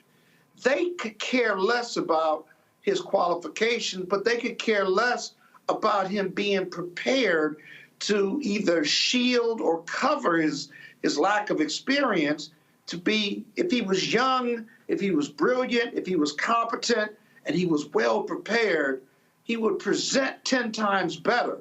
But they didn't even prep him. In fact, Sheldon House even told him, said, you should be more well prepared, because those 2 orders, judicial orders or decisions used by Sheldon, I was waiting for Sheldon to tell us the holding in those cases. I guarantee you he didn't know the holdings in those cases. And he gave him somewhat of the holding, and he still was fumbling through it. And so it's the arrogance that jumps out at me of not being well prepared, on top of the base level incompetence that you want to try to cover up. You got to try to cover it. You're in the U.S. Senate. My goodness. But what that is, it is sheer arrogance that, you know what, we can just throw anybody, and the Republicans not going to say a word, and we could just go, they're going to sit here and do whatever I want. Again, this make him the poster child. I got to go ahead. I got to hit y'all with this here, because I'm just. Let us show up unprepared. Hold on. Let me real clear. They crucified. Hold up. First of all, we wouldn't even have the chance to show up unprepared, because we would be unprepared to even get nominated. I got to go ahead and do this. I mean, I'm so sick and tired of her ass. I'm sorry. I keep telling folk that these idiots in MAGA, this ain't nothing but a TV show to them, okay? The whole country's a TV show. And Kristi Noem really thinks she Farrah Fawcett. Go Farrah. I think she's figuring out that they trying to recast the reboot of Charlie's Angels. And so she's like, forget Drew Barrymore, forget Cameron Diaz, and forget, who was the Asian woman? I forgot her name. We ain't seen her in a long time. Lisa Liu. Forget her. I think Kristi Noem is really trying out for a new role. So her ignorant ass released this video, and I love this tagline: nice to see the Secretary of Homeland Security all equipped and prepared, including her hair extensions, fake eyelashes, and wearing a $60,000 Rolex watch to hunt down the bad guys. Maybe it's with the success of Will Smith and Martin Lawrence in Bad Boys. She wants to be the star of Bad Girls. I don't know what the hell it is. Y'all, watch this bullshit. Here we are with Marco and Brian today. They're letting me roll with them. We're going to go out and pick up somebody who I think is got charges of human trafficking. We earlier had an op that swept up somebody who was wanted for murder. So appreciate the good work that they do every day, and we appreciate them working to make America safe. Ain't nobody sitting here looking for your trifling ass to be out there all dressed up like you in the movie, holding a damn gun like that. And in fact, let me go ahead and find it. I saw Arizona Senator Ruben Gallego drop this. He responded. Let me go ahead and hold on. Don't pull it up yet. Don't pull it up yet, because I want to blow it up. Because this cracked me the hell up when he gave some commentary on her trifling ass, standing up there looking like a damn fool, holding this gun up.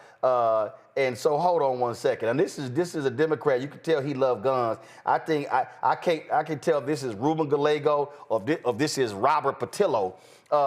But he said, number one, he said, close your ejection port. Number two, if you have no rounds in the chamber, why do you have a magazine inserted? Number three, if you have rounds in the chamber or in the magazine, why are you flagging the guy next to you? Number four, stop deporting people without due process. I mean, this is some silly shit, Derek. She literally is playing dress up every damn day. She done went through the entire Department of Homeland Security costume department, because we done seen photos of her ass on horses, on boats, and helicopters. I mean, she is straight up trying to get cast in a Hollywood movie.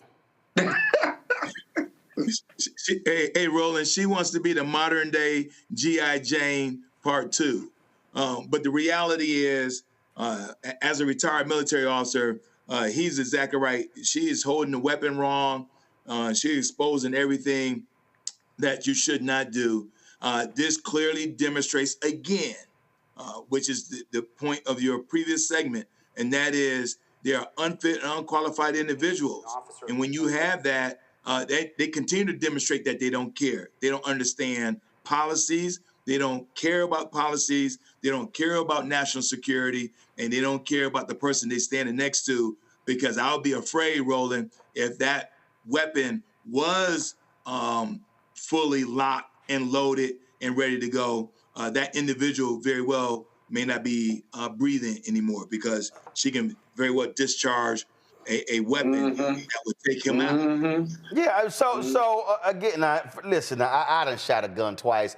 That's the most overrated shit I've ever seen in my life. I shot a machine gun at the FBI Citizens Academy. I was like, man, I'm going to play golf. Y'all can have this bullshit. It just didn't do nothing for me. I mean, nothing, not damn thing. I was like, this it? But I got to give Senator Gallego, not only he popped that tweet out, Mustafa, he also did this video here. Hilarious as hell, watch. You seen this picture? Let me explain to you how this is all cosplay. Number one, anyone that's ever been in combat, whether it's Marines, been an officer, or anything else like that, you would never wear a flak jacket like that. Sloppily put on. It's going to get snagged on something if you try to breach a door or go through any kind of very high-intensity situation. Number two, what's going on with the ejection port there? Either means that there's a round-in chamber or you're just being slapped and keeping it open. Number three, you have a magazine inserted. That tells me you likely have a round-in chamber. And if you have a round-in chamber, the most important thing you have to always dealing with weapons handling is you have to assume every weapon is loaded. And you're pointing that weapon directly at that guy's head to the left-hand side. So that is a problem, Secretary Noem. And number four, the bigger and biggest problem of all, stop deporting people without due process. You continue to deport innocent men and women that have rights to stay here, and you're deporting them out of this country when they should be here and they have a right to stay here. And we know damn well that if a Democrat was holding that gun that same way, these Second Amendment lovers would be losing their mind, Mustafa. Yeah, I mean, he hit it on the head. I was sitting here thinking also that this administration is big on cosplay. I mean, you got all these folks who have no idea what they're doing. They okay, hold on. I'm just going to just one suggestion, Frat. Here's the deal. Average people don't use cosplay. I'm just saying, average people don't talk that way. We should say, this ain't no movie. Everybody understand that. No, I'm just serious. I'm serious. When I heard him say it, I was like, cosplay? What the fuck is cosplay? I'm like, I don't use cosplay. I'm like, was that Bill Cosby in a play? I'm like, what is cosplay? That's just me. Go ahead. I'm sorry. No, that's all good. But I would say a lot of younger people actually do understand what cosplay is because it's a part of the lexicon. But they got to say it's a movie. What is it? Well, what is it? I ain't never heard of it either. Cosplay is when people like dress up and pretend that they are a character. So can we just say play dress up? Well, you can say dress studio up. gangster, Finish and say. Go ahead. I'm sorry. My bad. I'm sorry. No, it's all good. I mean, the reality is that, I grew up on gun ranges. So I kept hearing my father's voice in my ear when they were breaking down all the different things that they were doing incorrectly. But besides that, the real reality of the situation is that these people are unserious about protecting our country. They're unserious about people's rights. They're unserious about so many things. And it just manifests itself in how these people stand in front of the cameras and want you to believe that they were actually a part of, an investigation or actually a part of taking somebody down when they probably were sitting in some office somewhere. And then after whatever took place, then they show up. So we just need to make sure that we understand this game that's going on and that we have something to do about it. And if you don't like what you're seeing, if you don't like people being deported unjustly, if you don't like having individuals who have no experience, who have no merit in the positions that they are, then do something about it in the midterms. Scott? Yeah, I always crack up when I see Kristi Noem with the picture with the prisoners behind her, and then she's got the baseball cap on, or she's got the cowboy cap on. I mean, it's the marketing of MAGAism, the marketing of Trump. There's no depth and substance to any of the agencies or even to Donald Trump. Hey, you saw did you see this one here? Is this her Cowboy Carter look? Oh, yeah. See, again, though, that's all. Go ahead. Yeah, a lot of makeup on. I mean, to Republican men, she's hot to them. And this kind of bad girl or good cop female chasing down bad guys, it's all about building an image that these directors who fan out and do the talk shows, they're all selling MAGA. They're all selling Trump. If you really think about it, many of them aren't talking about depth and substance. They're just marketing.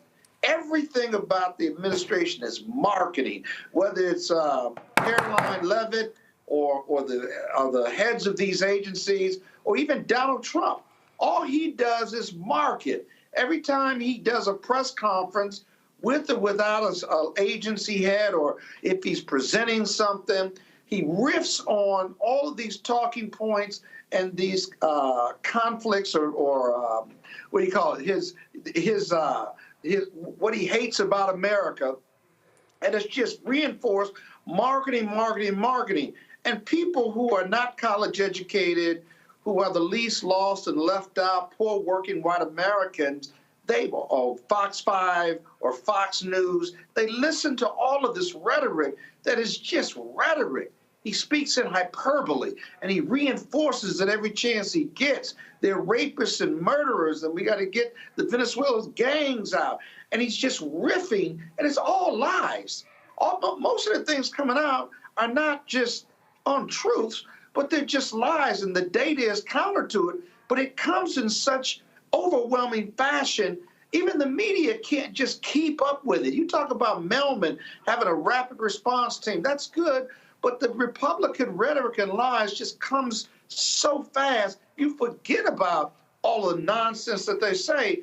But his voters, and even those who are not his voters, just eat it up, find it as true. He's got the power of the presidency behind him.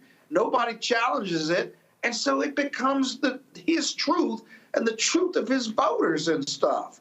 It's an amazing marketing machine more than anything, but it's based in falsity, and you can't keep up with it.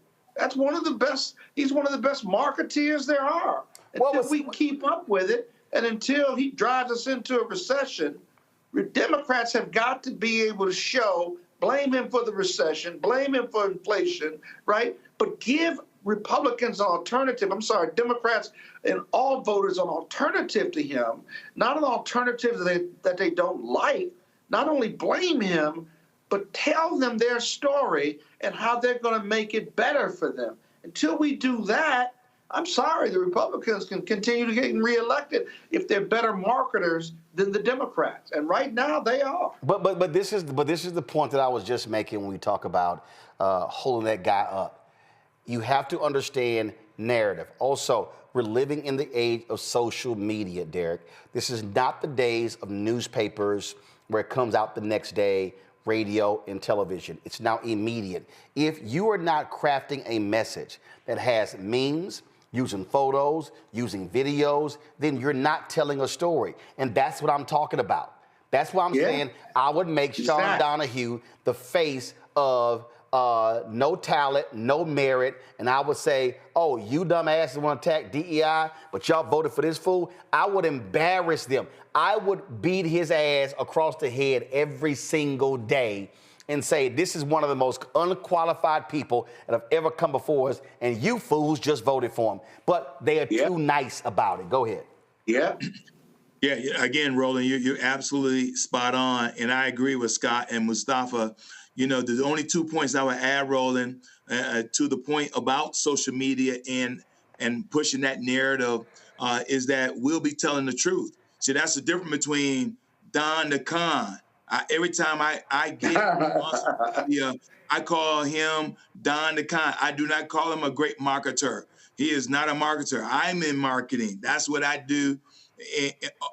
for like a living. Scaramucci. I know Scott's got to go, but I'm gonna show this here. Scaramucci, hold up, I gotta do it. No, don't go to it yet.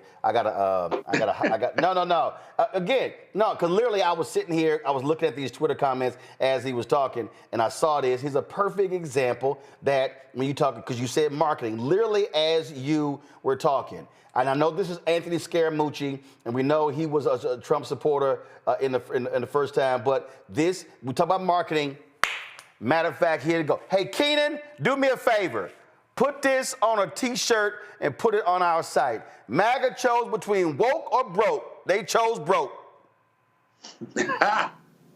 But I'm saying from a marketing standpoint, Scott, Derek, and Mustafa, that's what I'm talking about. Republicans talking bumper stickers. There you go. Oh, y'all didn't like woke, y'all like broke.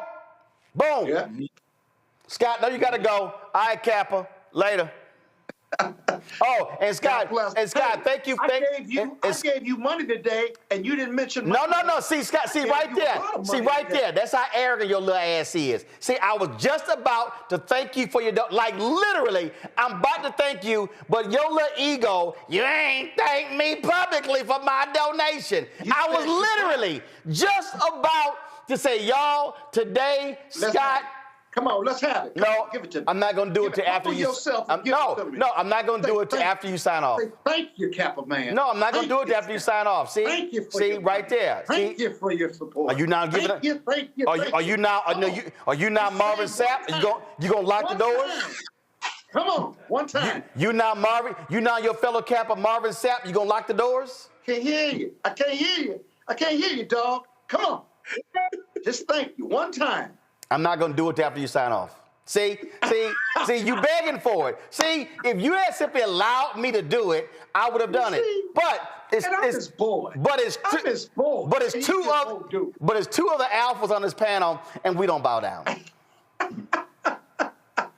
All right, guys, one love. Where's my alpha sign? There you go. There it is. All right now. You've been wanting to do that your whole life. And guess what? Hey, go ahead and throw it up, Mustafa.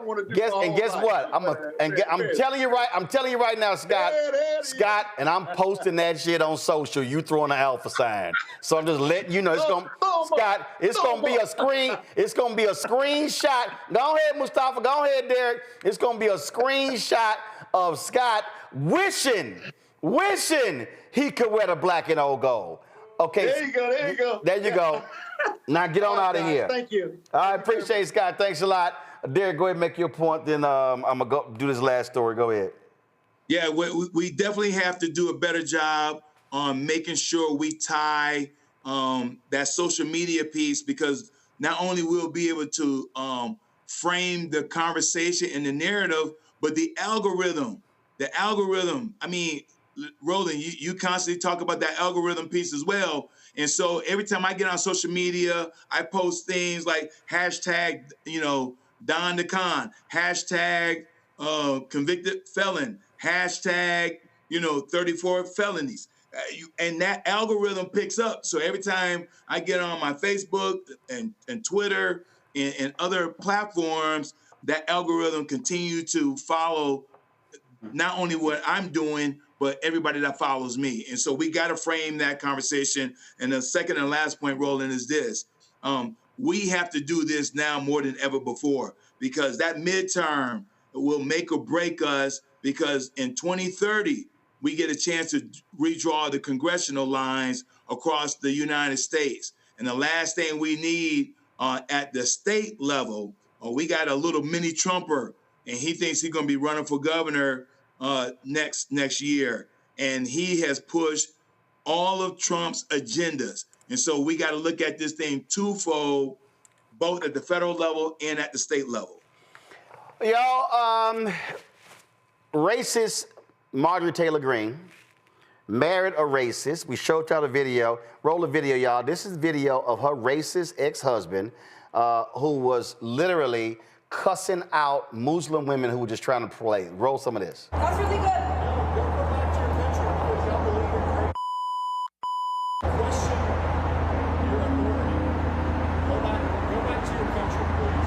Okay. That's perfect. Thank you. Okay. Thank you. No one brought anything. something to your brother? It doesn't matter. I'm bringing it to you. I don't want your shit. Oh. Nobody really wants your shit here. Did we bother you personally, though? Yes.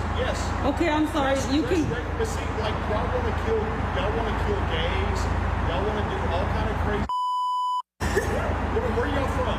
What country? It doesn't matter where we're from.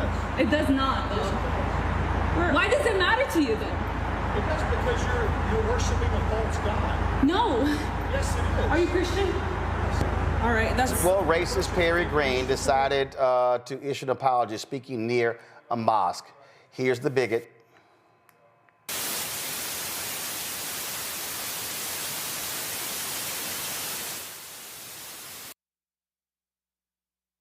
Okay.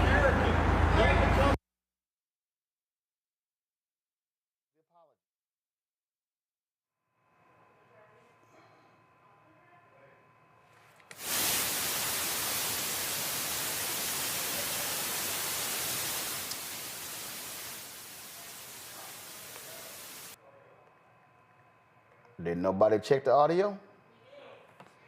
Okay, well, I don't know. Anyway, so Lil Perry, y'all, Lil Perry went before the cameras, and he apologized. Let's see if I can actually play it myself. Where he stood before with one of the women, and he spoke, and he was all sorrowful for his actions. For his racist ways. Give me a second. I'm about to play it. All right, here we go. So that was a news conference that took place. It was a 16-minute news conference. Now we're not gonna play the full news conference, but this is one of the women speaking. Online. Bismillahirrahmanirrahim. In the name of God, the most gracious, the most merciful. My name is Nazi Khanzada, and I serve as the Communications Manager for the Georgia chapter of the Council on American Islamic Relations, the nation's largest Muslim civil rights and advocacy group. Today, we will not be endorsing the view. Perry was sitting here offering his apology. Now look, he didn't speak long. The little racist didn't speak long, so watch this here. Go to it. Oh, here we go. Let's see here. Here we go.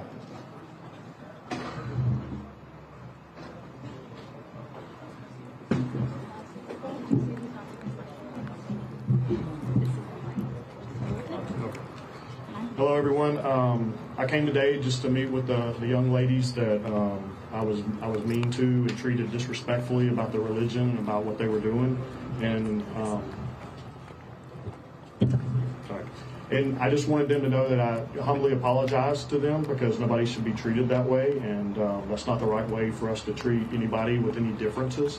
And that's what we came to do, and hopefully they'll find it in their hearts to forgive me, and that we shouldn't allow that in our society. So, but thank you.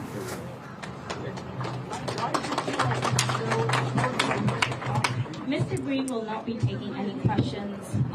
First of all, we should not allow it in our society. Oh, Mustafa, your ass did it.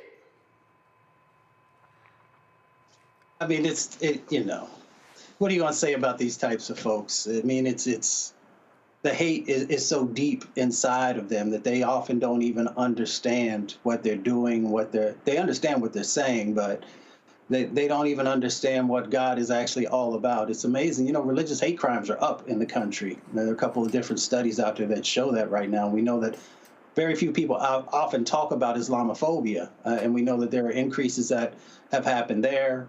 Of course, anti-Semitism, we know what's going on in that space. And, these individuals, they're so antiquated in the way that they think, that they continue to hold on to all this various type of hate. And unfortunately, when somebody sees somebody of his level because of who he used to be married to making these types of things, it makes others think that it's okay for them to do it as well. And then, of course, they hear this rhetoric, all the way up to the top. So we have to call it out where it is, and we've got to make sure that folks continue to push back. And there's a reason why we have hate crimes legislation.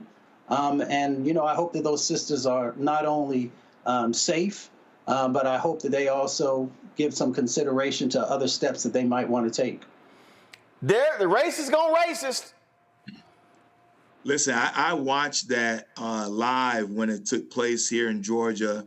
And the very first thing that came to my mind, Roland, I said, you know, I get it, you know, this apology, but I personally think that racist apologies are insufficient. I think, especially when there is no clear demonstration of accountability. He didn't say that, hey, I'm going to spend 10, 20, 30 hours at the mosque. Nothing he said even added that he felt remorse, make it more meaningful. And so I just think that when we hear these kind of apologies, Roland, my humble opinion, we need to hold people accountable. We need to hold them accountable to the degree where their words will go beyond just simple words. It will actually transform their behavior. It will help contribute to push our society progressively forward, to make it more inclusive, make it more equitable. And so I just think his apology was just very empty. I ain't accepting his apology at all. Now, the attorney representing the woman told a local TV station they are not seeking compensation, but are discussing the possibility of Green donating to a nonprofit focused on containing Islamophobia and promoting education.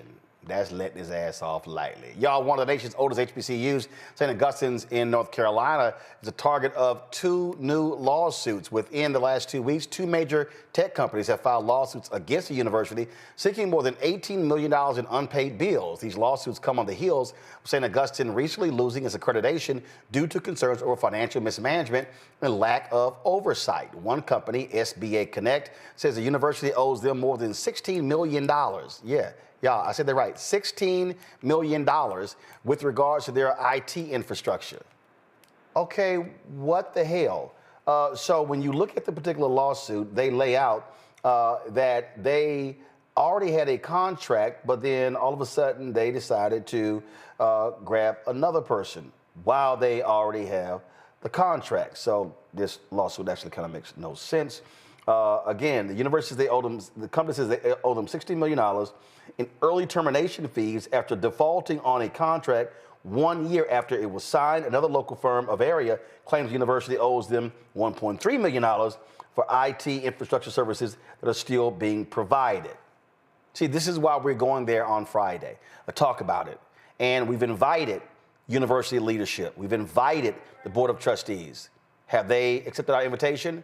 No, they have not. Now, anybody who knows us knows we support HBCUs. So if you're St. Augustine's and you're asking the public to help you throughout this situation, then you might want to be a hell of a lot more open and transparent with what is going on. So Friday, join us in Raleigh. We want to see all y'all out there. If you are friends, family, students, faculty, staff, you want to join us, come to Martin Street Baptist Church for the town hall taking place on Friday. Doors open at 5 p.m. This really is about giving people at St. Augustine, alumni and others, giving them a voice to what is going on, because the people who are leading St. Augustine, its board chair, its board of trustees, and its administration, that's what they're not doing. So we're going to absolutely be there. So looking forward to that. All right, folks.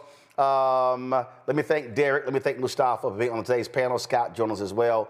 Let me thank Scott for his donation as well. We're going to close the show out this way. Reverend Bishop William Barber was one of the many speakers who spoke in D.C. on Saturday at the protests that were taking place led by Indivisible. There were a lot of different speakers. There were some people who spoke too damn long. Hey, I got to go ahead and say this right now. Congressman Jamie Raskin, please, I need y'all to sit y'all ass down. Do y'all understand that Jamie Raskin, when he spoke on Saturday, spoke for 37 damn minutes? Let me be real clear. If you are speaking at a rally and they got like 50 other speakers, didn't nobody ask you to give a sermon? Did nobody ask for no keynote address?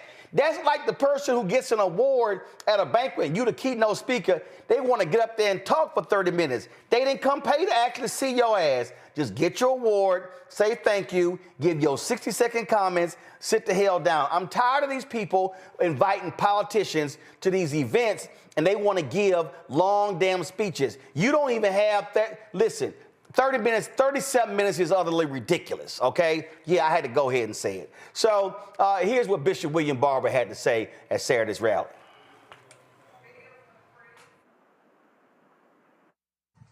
57 years ago, on April the 3rd, Reverend Dr. King said the night before he died, nothing would be more tragic than for us to turn back now.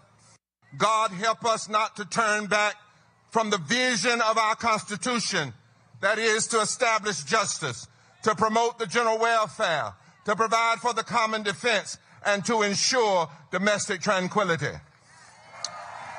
When Trump and Musk and Johnson and their minions are signing unconstitutional executive orders, unconstitutionally firing people, trying to pass an unjust budget, and wrongfully raising tariffs that will not only hurt Wall Street, but back street and side streets and side roads. When they are doing this, we must say every day, we will stand up in truth and raise our voices and votes and declare, take your hands off of our democracy. Their foolish budget plans could remove 36 million people from health care and millions of poor and low-wage children from school lunch and refuse to raise the living wage for 14 million low-wage working American people from $7.25 to $17 an hour. We must pray for God to give us the courage to stand and say, take your hands off Medicaid. Take your hands off Take your hands off our voting rights. Take your hand off our living wages. Take your hand off our public education. Take your hands off of our lives. When greedy technocrats with a supremacy philosophy want to rule the country, we with moral vigor and righteous indignation must stand up and say no. We cannot be at ease in America. History is pushing us, the present is demanding us, and the future is calling us. I said in 2018 that every age must have a movement of people that will build a moral fusion mass movement that stands together. Because issues before us are not about left versus right or Republican versus Democrat, but about right versus wrong and justice versus injustice. And with the help of the divine, we must unite more and more, declaring that we are black, we are white, we are Latino, we are Asian, we are Native, we are young, we are old, we are North, we are South, we are East, we are West, we are gay, we are straight, we are trans, we are America, and we ain't going nowhere.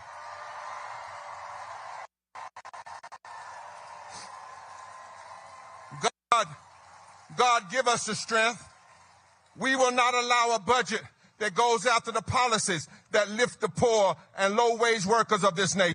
We will not accept the attacks on federal workers. We will not accept them, not now, not ever. And we will prayerfully, with no equivocation, no capitulation, no weakness, declare with all that is holy and divine, we must not bow. We must reclaim our government. We must pledge ourselves to the work of the third reconstruction of America. We must lift every voice and sing together. We must lead with love and repent of the apathy that has too often slipped in. We cannot bow. Finally, they are afraid of you. Trump and Musk, who want to be dictators and want to be kings and lords, they are afraid of the power of love and truth and justice. They are afraid of your unity and your diversity. Well, let's keep them afraid until they change. My friends, this is way bigger than just a party issue. This is an outright battle for civilization. And the they all your power to come together. And they are betting that we will be afraid of them. But this is the time that we must increase, intensify, and embolden our agitation for what is right. We must declare that the only way a wannabe king can be king is if we bow, but bowing down is not an option. Our knees aren't made for bowing. We are not going to bow to power-drunk, neo-fascist extremists. We only bow to God. And so we must stand tall. When they attack everyday people with mean, hurtful policies, we must stand tall as they take your hands off of our lives. So stand up to the technocrats. To stand tall. To stand tall. It's time for the people to stand tall. We must mobilize our righteous bodies and our voices and our hearts by the millions. We must stand tall because bowing down is not an option. It might take mass call-ins, but stand tall. It might take mass sit-ins, but stand tall. It might take nonviolent civil disobedience, and they might arrest us, but stand tall. It might take mass pray-ins, but stand tall. It might take class action lawsuits, but stand tall. It might take having a labor strike day on election day so that working people can vote. But stand tall. Stand tall in every precinct. Stand tall in every voting district. Stand tall in every city. Stand tall in every state. Stand tall in truth. Stand tall in love. Stand tall in justice. Stand tall and demand that they take their hands off our democracy, and the God of the universe will be with us. Stand tall. Bowing down. Say it with me. Bowing down. Bowing down. Bowing down is not an option. Stand. Stand. Stand. Roll Chronicles. One of the folks who's not scared to bow down is Congresswoman Jasmine Crockett. Time for the Crockett Chronicles.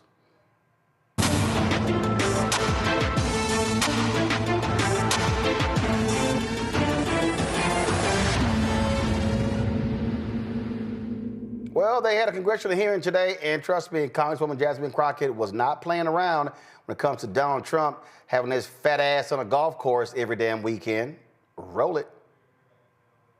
I now recognize Ms. Crockett from Texas for 5 minutes. Thank you so much, Madam Chair. And I can tell you one thing that is crumbling for the city of D.C. was that continuing resolution that defunded approximately $1 billion from them. But I will focus on today's hearing. The Republicans' recklessness and chaotic approach to reducing the size of government has shown us what we've already known. Concepts of a plan don't work. This is the committee's fourth hearing, and still no one from the so-called Department of Government Efficiency has testified before this committee about their plans to break the federal government, because as it turns out, breaking the federal government doesn't just hurt people you don't like. It's not just going to be Democrats who miss out on Medicaid, Medicare, and Social Security, or only Democratic veterans who will miss out on their VA benefits. Their approach will negatively impact all Americans. So it's unfortunate that Republicans have taken a seemingly bipartisan issue and included it as part of their scam to subsidize tax giveaway for billionaires. They haven't proposed anything that will improve the efficiency of the government. Instead, they have put the country on a path to a recession and implemented the largest tax increase on Americans in decades through Trump's tariffs. This hearing is their latest attempt to try to convince the American people that dismantling public-facing agencies will somehow improve government efficiency. Let me tell you, it won't.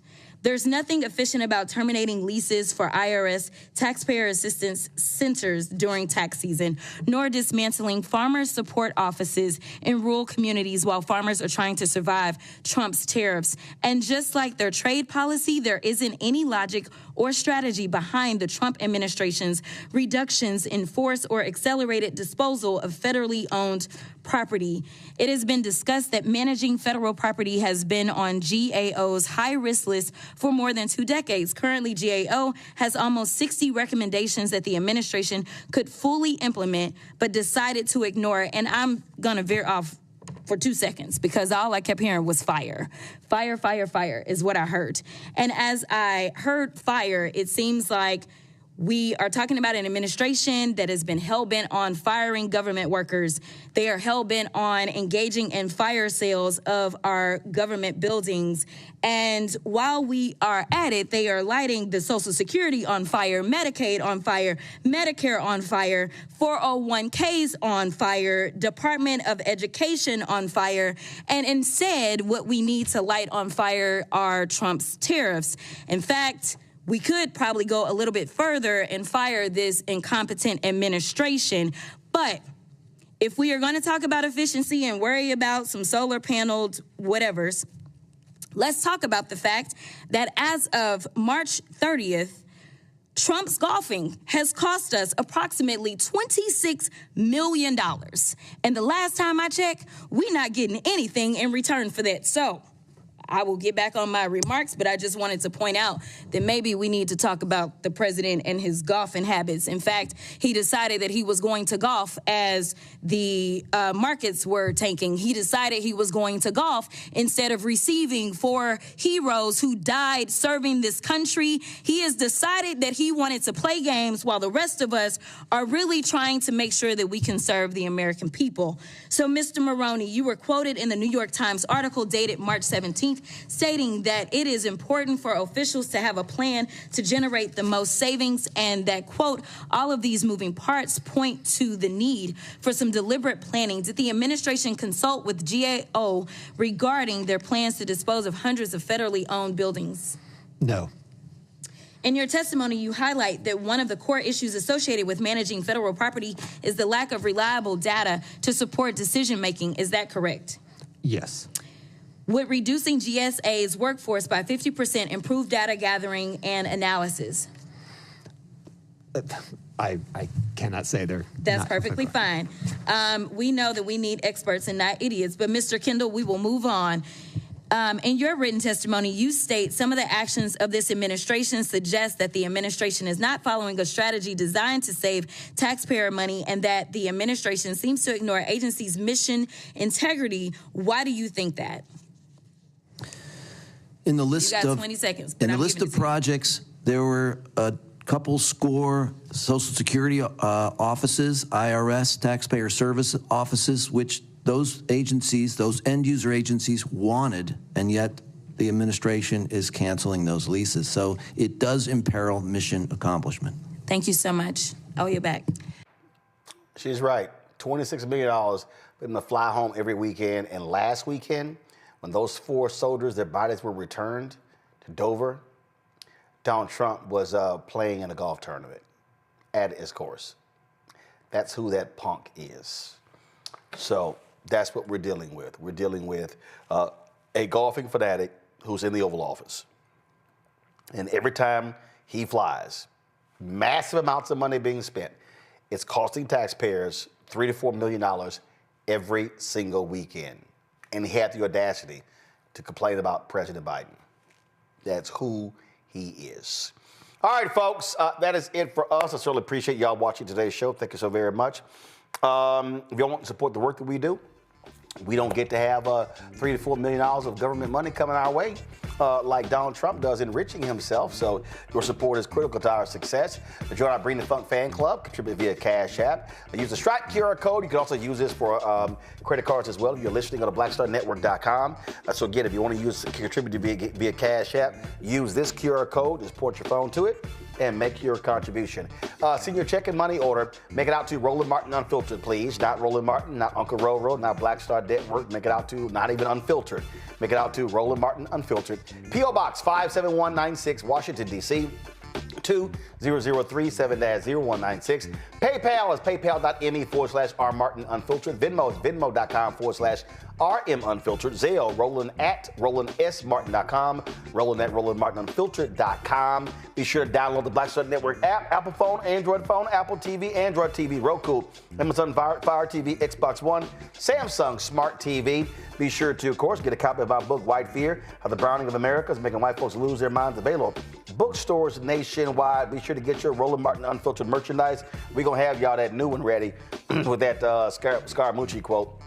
Get your swag, please, by going to rolandmartin.creator-spring.com. Get your shirts. Hashtag We Tried to Tell You, FAFO 2025. And also, don't blame me. I voted for the black woman. You can get a lot of other merchandise as well. QR code is right there, or go to blackstarnetwork.com.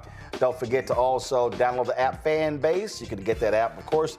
Google Play Store, Apple Store. If you want to invest, of course, the goal is to hit $17 million in the Series A raise. 11.4 million has already been raised. So go to startengine.com/fanbase. Folks, that's it. I will see y'all tomorrow right here on Roland Martin Unfiltered on the Black Star Network. Holla! Black Star Network is here.